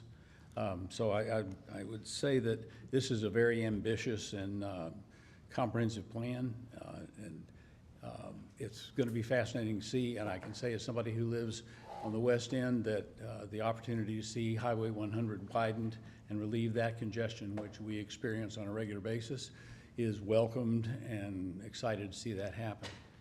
Most of my comments really revolve around the East-West Parkway and its purpose and its plan. I see two possibilities. One is to try to divert traffic off of Highway 100 to circle south to the east side. And when I look at this rather serpentine sort of thing here, I'm trying to imagine who coming from New Haven to go to St. Louis is going to choose this pathway rather than 100. And I think very few people. Second possibility is it's supposed to be a secondary artery which draws feeders from the, if you will, the traffic watershed. And its location is curious for that because it's so close to 100 most of the way that I would expect most people would go that direction than the other. And perhaps positioning it a little further south might, for the long term, have greater potential for the community to grow. And the third one is perhaps for me the most obvious, and the notion of having this feeder road end at KK is a recipe for disaster. For anybody who has driven KK from 100 to Cop Lane on a regular basis, I can tell you that the average traffic pattern there is about 65 miles an hour, and in spite of multiple attempts at enforcement there, it hasn't changed much. Secondly, topographically, it's curvy and up and down, and the line of sight is poor. And so dumping more traffic onto that stretch of KK is a recipe for disaster. And it can't handle effectively two periods a day, early in the day and late in the day. It's a pretty chaotic business, and getting off of Mueller Lane onto KK is a hair-raising opportunity at times. So the notion of putting that East-West Parkway onto KK seems ill-advised, particularly within a half a mile of 100. If you moved it further out, and I look at this and think the ideal place for that would be for this East-West Parkway to join Highway 100 on the other side of the industrial park, where a major portion of the traffic comes. And it would seem that repositioning it out and around would make more sense for the long term. So I'm interested in understanding the thought process here, and I realize there are many factors, including land availability and cost and topography, that I may not be well versed in. But I'd be interested to know, is there another thought with that which might be better for the long term? Thank you. Yeah, I don't know if there is, honestly. I mean, I think somebody would have to do a study and see where it really needed to go for just some of the ideas you had there. But we have to show a connection, I believe, to 100 to have it on the plan. The goal was to go ahead and show that connection. And again, he brings up a lot of good points. I think what you're going to have, if you did, if it stayed on KK as the major, and it didn't do what you just, your alternate that you brought up, which is a good idea as well, there would have to be significant improvements to KK as well as that intersection of 100. yeah. There's no question about that. That just wouldn't happen and keep it on there as it exists today. It would have, the city would be applying for federal funding to go ahead and put in signalization up there at KK and 100, possibly even widening KK at the portions from Mueller up to that point, if that stayed as it did. So I would suggest that getting that further away from 100 and routing it further west. Now, obviously, maybe you need to annex a little further west in order to make that happen, but And technically speaking, if it's hitting out there at the edge of the industrial park, then maybe that meets that need. But certainly getting that connection west of the industrial park, at least as it is now, would seem to be a much more functional approach in the long run. Yep. Thank you. Thanks. Thank you. I think the next person is it Laura Miller? Yes, it is. Sorry, I had trouble. Thank you. I just have one comment I'd like to make, so. If you just pull the mic a Sorry. little bit, that's right. Just one comment and observation. Through a serendipitous event, one of our neighbors found out, or was notified, that Mueller Lane, North 4 Mile, were going to be part of an industrial manufacturing district. Nobody knew about that. I don't think anyone in the area was aware of that. So the neighbor went to see Darren, or called Darren. I went to see him, and that's where that discussion came about. And he told me that was removed. So that's a big piece of land that was removed that was considered for industrial manufacturing district. And I think there are parts of the plan that are very good, and they do merit further discussion. However, it seems a little bit hasty for you to vote on this because there are so many other stakeholders in the area that do need to give some considered information and advice and be consulted. So you would have been voting on putting Mueller Lane as an industrial manufacturing district if this hadn't come up. That's my point. Yeah, in its general, I mean, all the steps we went through, we got a lot of public input. And we had it out there for people that you could answer or ask questions. I don't know how else and what more we could have done to let people know we were doing this. Yeah, I'm not sure. I mean, perhaps, I don't know how much was in the newspaper. A lot. Was this plan itself It put was, in the yeah. newspaper? A lot. Okay. But this is all general, Yeah, it's just locations. concept. Yeah, it's concepts. It's not, and also it's a living document. So we don't know what's going to happen, like Darren was talking about. We wouldn't imagine that the development on the other side of town would go as fast as it did. But it worked. Will this? We don't know, doubt it. But at the same time, we have to look at where possibilities and what general location. It may not end up there at all, I appreciate that. Yeah. But I guess my point is that you would have been voting tonight on Mueller Lane being an industrial district, and that changed. Yeah. Before it came to tonight's vote. Yeah. So that is my point, and no one that I know of, I live on Mueller Lane, no one knew about that. No. And I'm not sure why. Well, I mean, we had planning, and I don't even think the people that were on all the commissions and stuff, we had so many levels of things we were looking at in maps. That still didn't mean if it would have passed that we would have had an industrial park there. Yeah, you might have had, even if it just because it was shown, like, even if it wouldn't have, and this comment wouldn't have come up prior to this, and we didn't remove it from the map, even if it was on there, like I said earlier, for those that know, and I don't expect everybody to know this either necessarily, but 353 Redevelopment Corporation is the group that goes out and acquires land for the city, works with the city to go ahead and try to get industrial development stirred. And basically, I will tell you that they would not be looking at those areas because, one, it'd probably be too costly. You have residences that are too close to it, and all of those other factors that we have. So even if it would have passed that, I don't know that, like I said, that doesn't necessarily mean that an industrial park would have been developed there. So I just want to make sure that you're aware of that. Okay. I'll make a couple other comments Yes. too. At our public hearing last month when we had this, we had some property owners that came forward and were concerned with the designation of the conception of their land. Yeah. The other thing is, had we approved this with Mueller Lane the way it was originally, that's not to say 2 months from now, 6 months from now, a year from now, we can't come back in and amend that and take that back out of our comprehensive plan. So the part of this, once it's done, it's not complete. It's a living document where amendments can be made that best meet the growth of the city. So I appreciate your comment that, yeah, had we approved this, it would have been, even if those concerns would have been addressed, and then he would have gone to the 353 and said, no, that's not our, he could have come back with us 2 months from now because those concerns were then addressed, and we could have amended the comprehensive plan at that point in time. So just think, just if it gets approved tonight, don't think that that's the end-all, be-all, because there can be changes as we move forward on this. Right. I appreciate If a big company decides to come to Washington and the people in that area decide to sell that property, that big company, we can't control that. That's what would happen. This is like you said, a plan. Doesn't mean it's gonna happen, ever. It might not ever happen. But we have to have plans, and the federal government asks us to have plans for the future, and that's why we have to do this. Okay, well, we're outside of the city limits. Right. That's my point. Right.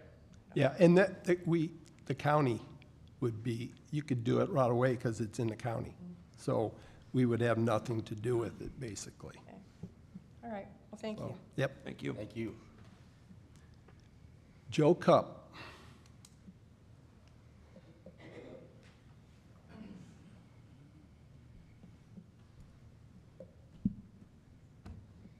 I want to say thank you for everything you guys done on this plan. Of course, we want Washington to grow. It's our home. We want everybody to live here, okay? But there are a few things I do have that's concerning myself individually. On Highway KK off Heritage Lakes Lane, I own a lot that I plan to build a house. It's zoned residential. It is right next to the industrial manufacturing image that you have, still on the existing exhibit today. I guess my first question is, are you able to do industrial right next to that? A residential house? Are you talking, is it an area, Joe, that's outside the city limits today? It is. Okay. Well, to answer your question, no, they would probably have to go ahead and voluntarily annex into the city and request that zoning, that owner would. And then I don't know that if 353 Redevelopment Corporation would look at it, depends upon, typically what they do is they usually go to the Redevelopment Corporation and request that we look at it to see if it's favorable for us to develop. And if it's not, then, there's not to say that the private owner couldn't then, propose to go ahead and do that. But if it's outside the city limits, they would have to go ahead, if they wanted to do some type of industrial, the first thing they would have to do is either request, the county to change the zoning to allow it without coming into the city, which usually doesn't make sense because they always need our utilities. Correct. Or two, they would be requesting voluntary annexation to come into the city and then to go ahead and develop it, and then that would go before this board and the city council. But if I'm still outside the city limits, will I be notified? Technically, the city is not required to. I think we typically do, though. We usually send it out. Just asking that question. I'm just saying, like I said, we're not required to. It's the same way that the county will send us, if they receive a rezoning or if they have a subdivision development within 1.5 miles of the city, they're required by law to go ahead and at least let the city know. We bring it to this group to go ahead and get their input on it. I will tell you historically, though, a lot of the times, whatever their input has not been necessarily followed. John shaking his head, he knows, because the fire department's always had a lot of comments with regards to developments, and the county's always just let it go through based upon their own codes. Okay. And then my next point would be, of course, the East-West Parkway. It doesn't make sense for how jagged that road is at the end of the day on how that's been laid out. It just needs to be really thought about and actually planned. It's all I ask. Because the way it is now, trying to get, let's just say somebody leaving the industrial tract, let's just say gonna wanna go down 47, trying to jag it through all that. You don't want a semi going 90-degree turns all the way through there. So the way that's originally laid out, the way it is today. We would agree with you, Joe. That's why it's a concept, and that's why before any of it were to take place, we would have to do the same thing we did on the other side, which was had somebody come in and study it. Plus, then it's got to be sold to be developed, basically. So, but we agree. I agree with you. I looked at the map same way and said the same thing. And then when you think about it, though, conceptually, you got to put a line somewhere. Yep. And then work from there. Thank you. Thank you. Thanks, Joe. Cindy Montier.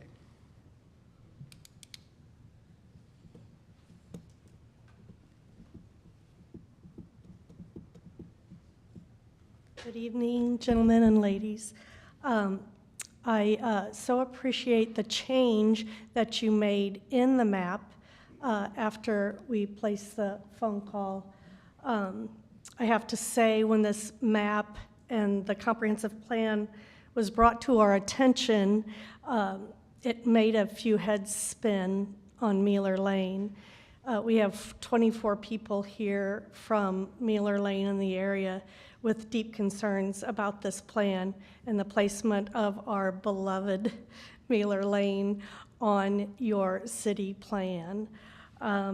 So I'm wondering at this point, and I know it's a concept, I thought it was mentioned that there is possibly another road off of KK or somewhere else that you could use for your east-west gateway to leave Mealer Lane out of the comprehensive plan. I'm just saying this because I know the people who live there, we chose to move there and we live there for a reason, and it's not to be a part of an extensive roadway. Yeah, and I mean, if something would happen, we would come back. If it's in the city and it's being developed, we would come back to you. Yeah. So if we moved it somewhere else, we'd have the same thing. So you don't have a solid road in mind conceptually that you could use other than Mealer Lane at this point? This is our conception, but we Right here. realize it's pretty loose. Yeah. Because there's been no studies. We have to get across St. John's Creek someplace, right? Yeah. And we have to, things can happen out there in the county that would change the plan totally, that we don't know. Do you have a right-of-way? I don't understand right-of-ways, but is there one off of Mealer Lane? Mealer Lane is a public roadway that's maintained by the Special Road District. I don't know its limits with regards to right-of-way, Cindy, but it is a public roadway. That's all I can. All right. And if to add on to that, if Mealer was the route to take, and to push the conception to the next level, you've got a lot of all that other places, I think, where they show whether you do not have right-of-way, and then you would have to go ahead and either the city would have to acquire it, and that's why I use the example for what you have on the southeast part of town, where I guess it's Northern Star. Charles isn't here or whatever, but that group has developed all of that subdivision and pushed it down. And when they came basically into the office, they were right up against it. They were right next to where this East-West Parkway roadway needed to be. And so that's when we worked with them, and the city decided, and at that point, the council went ahead and said, let's take the first steps, make sure that we acquire the right-of-way to secure this. So that's my point. It takes a long time to get from a concept to an actual roadway. And like I said, I wasn't even working for the city when this was the first concept. Now it's 40 years later, and we're finally seeing a small portion of it built, so. And Cindy, just to comment on you, as many maps and as much as we've looked at this over the last, it's been 18 months since we started it, but since we've even gotten the plan, it's probably been 4 or 5 months, 3, 4 months since we've gotten it to go through it. I didn't even realize that Mueller Lane was included in the industrial part of it. That does make no sense for those of you that live out there. And that's why when it was brought to the attention, because, it makes sense to take it out. They're not going to go industrial down there. So that obviously makes sense, but it's something that at least I, and I assume my other commissioners up here, didn't even realize with all the other stuff that was in there. Right. We're hoping there's no other stuff that's in there, but if there is, I'll make the same comment I made to Joe. We can come back in and amend it, Yeah. okay? Well, I'm glad that I I'm and glad too. the rest of my posse back here No, that's very much appreciated. I recognize would that agree. that was wrong. Yeah. So, yeah. Okay, thank you. Thank you. Next is, I think, Doug Claycamp. Okay. Keith, is it Burke? Or Brinker, I'm sorry. Okay. And is it Gerard Hellebusch? Yeah.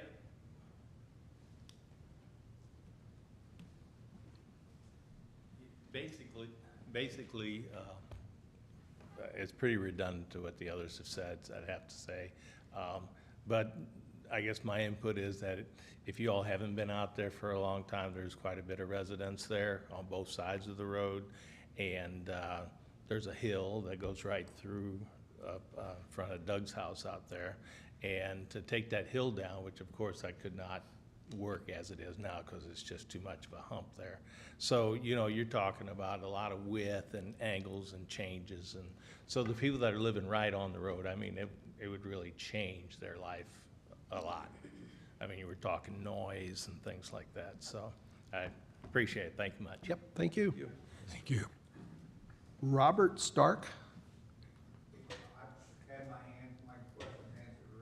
Okay. Joe Fisher? Yes. Hi, good. Everyone, I'll try to also not be overly redundant. Want to say I appreciate the nimbleness that you guys showed on kind of rectifying that in short order. That's really appreciated. Tim made a comment about the rich history of the town, so I'm also live out on Mueller Lane. I'd like to think I'm part of that rich history, even though I'm not technically a city dweller. I live out on a farm on Mueller Lane. The farm's been in our family for 140 years. My kids are the 6th generation of my family that lives under the same roof. Actually, the roof was torn off in a tornado, but you get the point. It was 100 years ago, you know. So very concerned. I don't need to repeat myself or repeat what everyone else said. Very concerned about having a thoroughfare come through this, you know, this area. Would just it would really be, you know, great-great-grandpa bought the land, you know, because it was far away. Actually, the story goes because downtown Washington was no place to raise boys back in the day. So it's still the same way. Right. So one other thought, though, I wanted to share, some that's near and dear to my heart, and relative to the, you know, the rich history.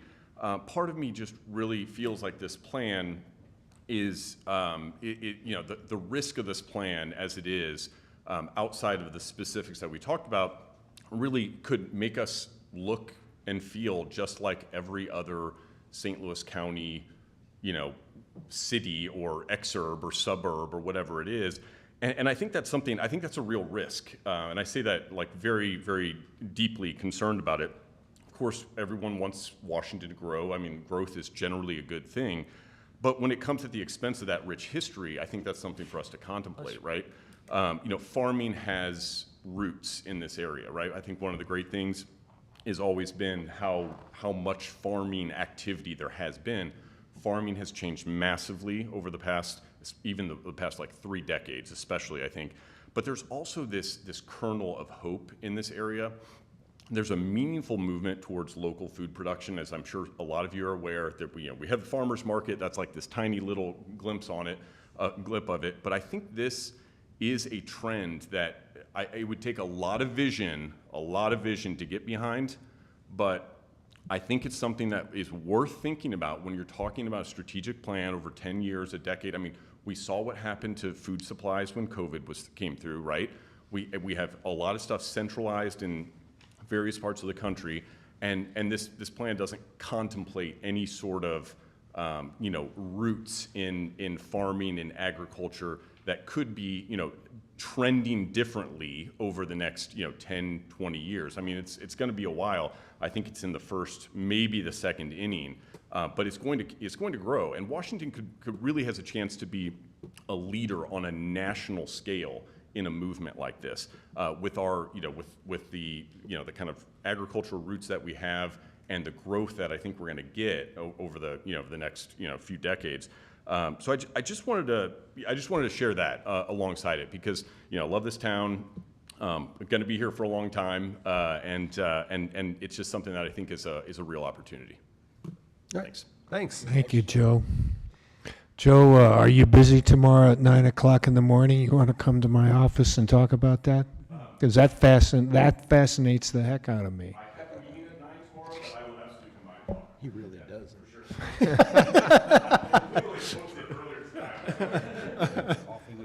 Guys, can I say something? Yep. Joe, you brought up some great points. we need to grow, but we need to do it smartly. I don't want us to be like O'Fallon or Wentzville. And those communities, they have their own thing, but my grandchildren live in Wentzville, and when I go over there, there's just an absence of community spirit that like we have. I mean, here in Washington, and I think it started with the farmers. We're a bunch of volunteers. I don't know how many organizations, from the Fair Board to the volunteer fire department, the list goes on and on. And that's something that I am very, very aware about, okay? And to me, this plan gives us a map to stay that way, to be true to ourselves, to follow our heart.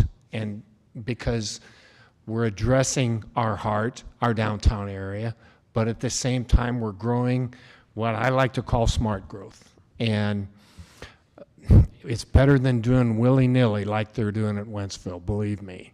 And that's all I got to say, but I'm serious about it if you want to come talk about your plan, okay? Thank you. Next is Pete, is it Wallig? Wallig? How do you pronounce your last name, please? My name is Pete Wallig. Okay. I need for you to do two things, please. First of all, if you put the microphone up to you a little bit so we could hear you a little bit better. But when I spoke with you on the phone this afternoon, we had a map off of 5.3. Can you pull that up? So that was on the comp plan, but it is this map. You're talking about the land use plan. Okay. Correct, that we were looking at together? Is there a way for you to enlarge that considerably for that southwest corner, Mila Lane area? Just tell me when to stop. Okay, right about there is fine. Okay, the question I want to address, you have the Miller Lane, which you've labeled as a new east-west parkway, so, but also on that light green shaded area to the, what I call from my position to the right of Miller Lane, there is what I believe is your proposed new annexation line. Is that correct, Darren? So the smaller dash. Well, just on the left side of that light green shaded area. I would answer your question, Pete, that would be the answer that was studied, or the area that was studied, so that if it does come into the city limits, the city would know what the future land use of that area would be. So the city limits are typically what you see around your subdivision, the harder dash line that you have going up there, and then the smaller dash line, I guess the area in green that you're referring to, that's just to the right of Miller Lane. That is the area, the I guess, for lack of a better focus area, scope area, if you will, of what the city's looking at, that if somebody comes to us, wants to voluntarily annex, what property should that best, or what's the zoning that it should best be served under, and that's when it comes to this board and the city council. Well, this particular proposed city limit line that is there on the left side of this green and everything, what is the physical area of that? Because I'm going to use this book as an example. If you look at this book, and one side here would be Miller Lane, and this is the way it is when I hold it up here like this.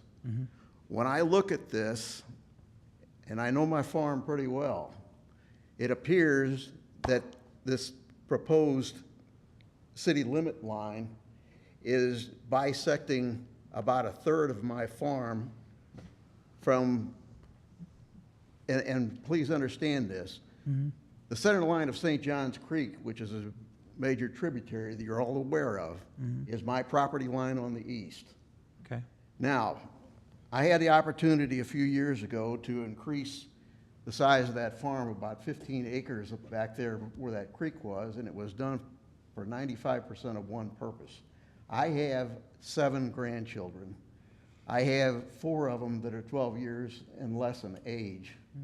And one of the things that I bought that for, the main thing was to have hunting area, because my farm doesn't have much hunting area.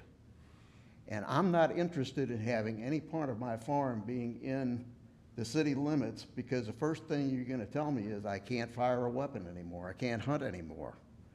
And I think that this particular plan, right now, it would best be suited right now for you to use that proposed line that traverses on the left side of that green, follow it through the center line of St. John's Creek in our particular area, and however you do it down below, I can't make a judgment on that. Yeah. But you need to go to the center line of the creek or go further on the east side. It probably make maybe the adjoining property owner on my east even happy if you do that. I don't know. I'm not speaking for them. But I think that this particular planning and zoning board, first of all, you're not done with this yet. I think for you all to make a vote tonight to go ahead and approve this, you got too many things that need tweaking yet, and you're putting the cart in front of the horse. Now, I want to ask Mr. Piontek a question, and I would like your answer to be either yes or no. Darren, when you were talking about the proposed outer roadway from the 1980s, I'm going to correct you a little bit, and I don't mean any, nothing nasty or anything else, but that line for that outer road went all the way over to Pottery Road near the intersection of Diener. It didn't stop at Highway A, all right? And what I was referring to, Pete, was the section that the city did the intensive study on that identified the actual right-of-way and the grades if that road was built. And that's where, to my knowledge, that ended. If you've got some study that shows that it went further west than Highway A, I haven't seen that. All right, well, your predecessor, he gave me a scoop, 101 on outer road on this and everything, so I'm well aware of it. Mr. Piontek, I want to ask this particular question. On this outer new east-west parkway, whatever it is, if a piece of property is sold and either fronts or is bisected by this road, can the city of Washington force either the seller or the buyer to construct that when nothing else has changed here? It's not in the city, it's not, nothing's been done. It's basically a line on a piece of paper, and that's what your predecessor referred to and everything. I think I know the answer, but you're asking Mark, so I'll let him go. It's not in the city limits. It's not in the city limits. And your question is, can the city force the developer to build that section of East-West Parkway? Correct. No. No? No. All right. The city would have to acquire that right-of-way, but they can't force them to do that. All right. But you all got a job to do, and I understand this and everything. But I think you're premature if you decide to make a vote on this tonight. Think about it. Thank you. Don't make a mistake twice. I think the next one's Gregory Etter.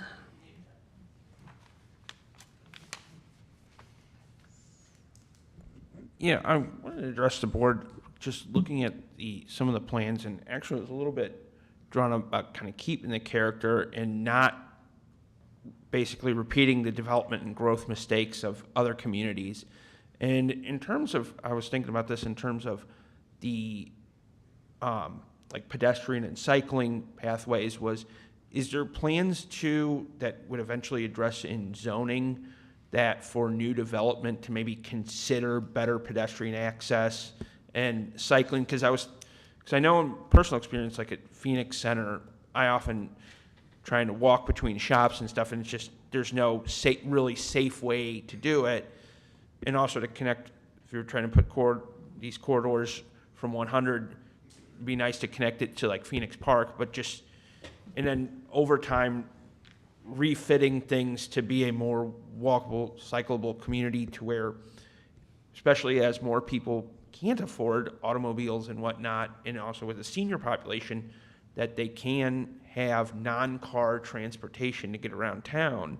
And that would also encourage a density, which also would help in preserving the farmland outside of the city to not just be miles and miles of low-density housing like something like a Wentzville.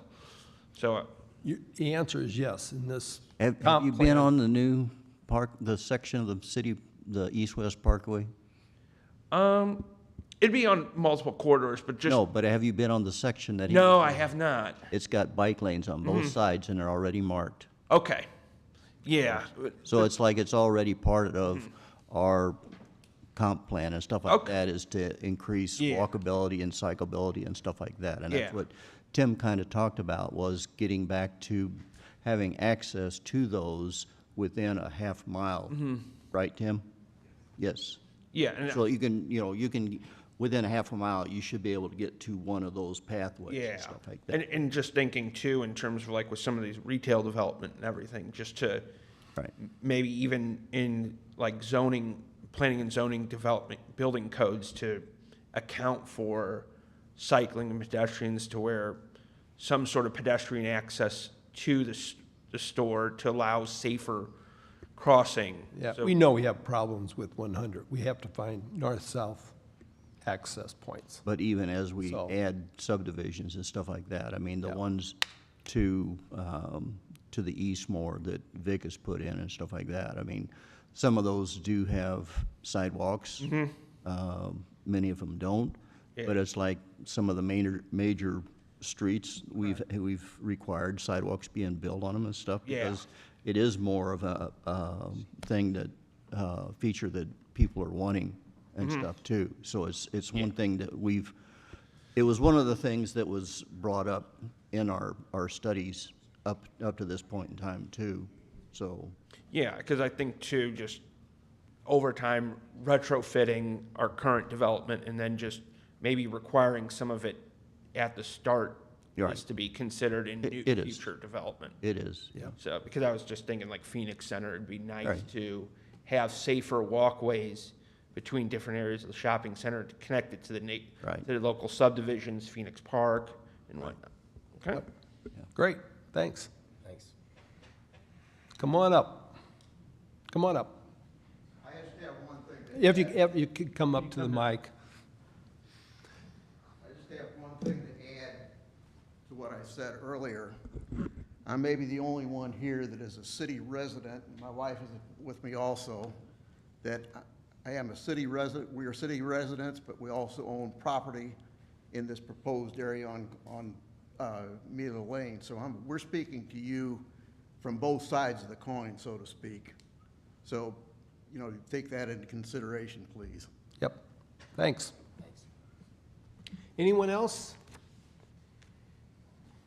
Tom, my name is not on there. Well, you can talk. Yeah, my name's Rick Kleinheider, and we have a farm on the end of Miller Lane down there. I think what everybody really wants to see is that this all stays a residential zoning out there. It's not little city lots, but it's big tracts. It's big tracts of ground, and we really want to keep it that way out there.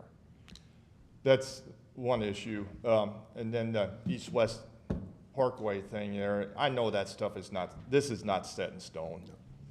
But we got a 130-acre farm on the end of it there, and that's where it would have to cross the creek down there. And I said something to Jesse that you guys was thinking about doing this. He goes hunting down there. Do you imagine what he said to me?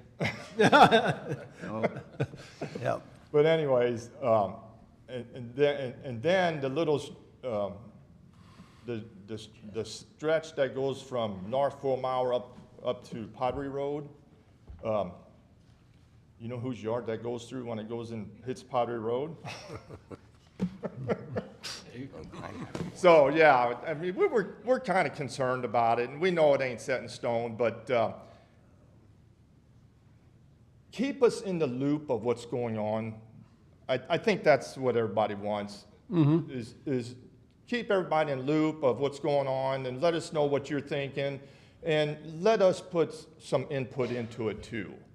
Well, and that's, I mean, that's why we did have public open sessions where you could talk and come in and look.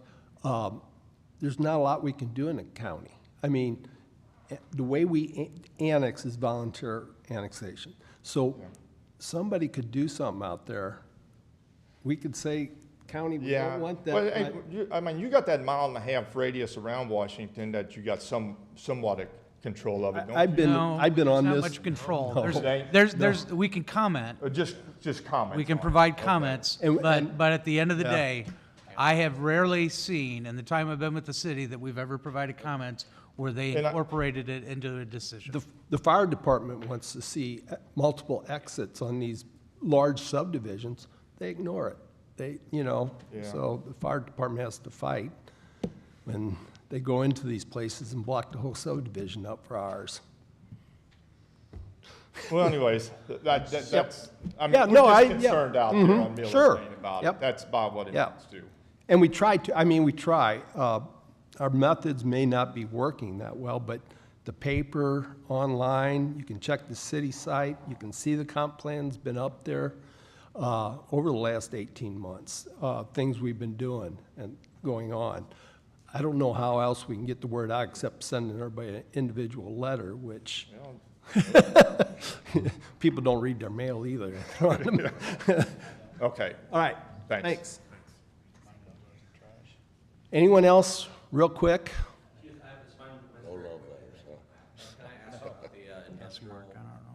Can you introduce yourself? I live at the corner of KK and 100. My name's Aaron Bounds. I live at the corner of Thank KK you. and 100. And I know that they have changed that map. They said that there was an update there. Is that purple slash one, is that part of the change too, or will that be gone?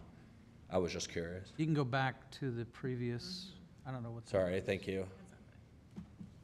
You're The talking. little bubble island, I live on that. And then the slash is under it, that's what I was asking about on KK. I think the existing residential that was there, Aaron, was left off of the purple, and that's the reason why you see that white island, if you will. Okay.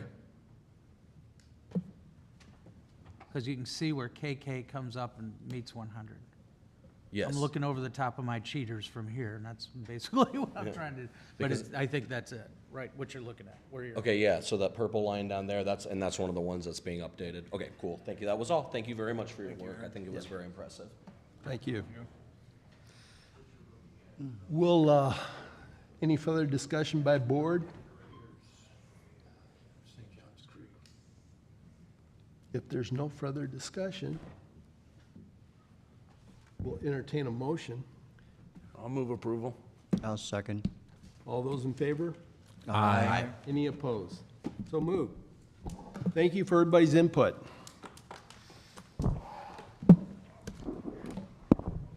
One last item, What? one last item. Yeah, I just thought I'd rest a second. Who wants to make one last motion? Motion adjourned. All those in favor? Aye. Oh, I did. Tim.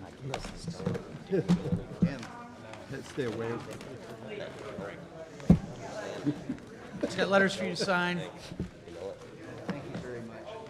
Thank you very much. Your thorough work. I actually. And everybody behind I'm saying it's. all the guys that showed up for the public hearings and everything else. And we could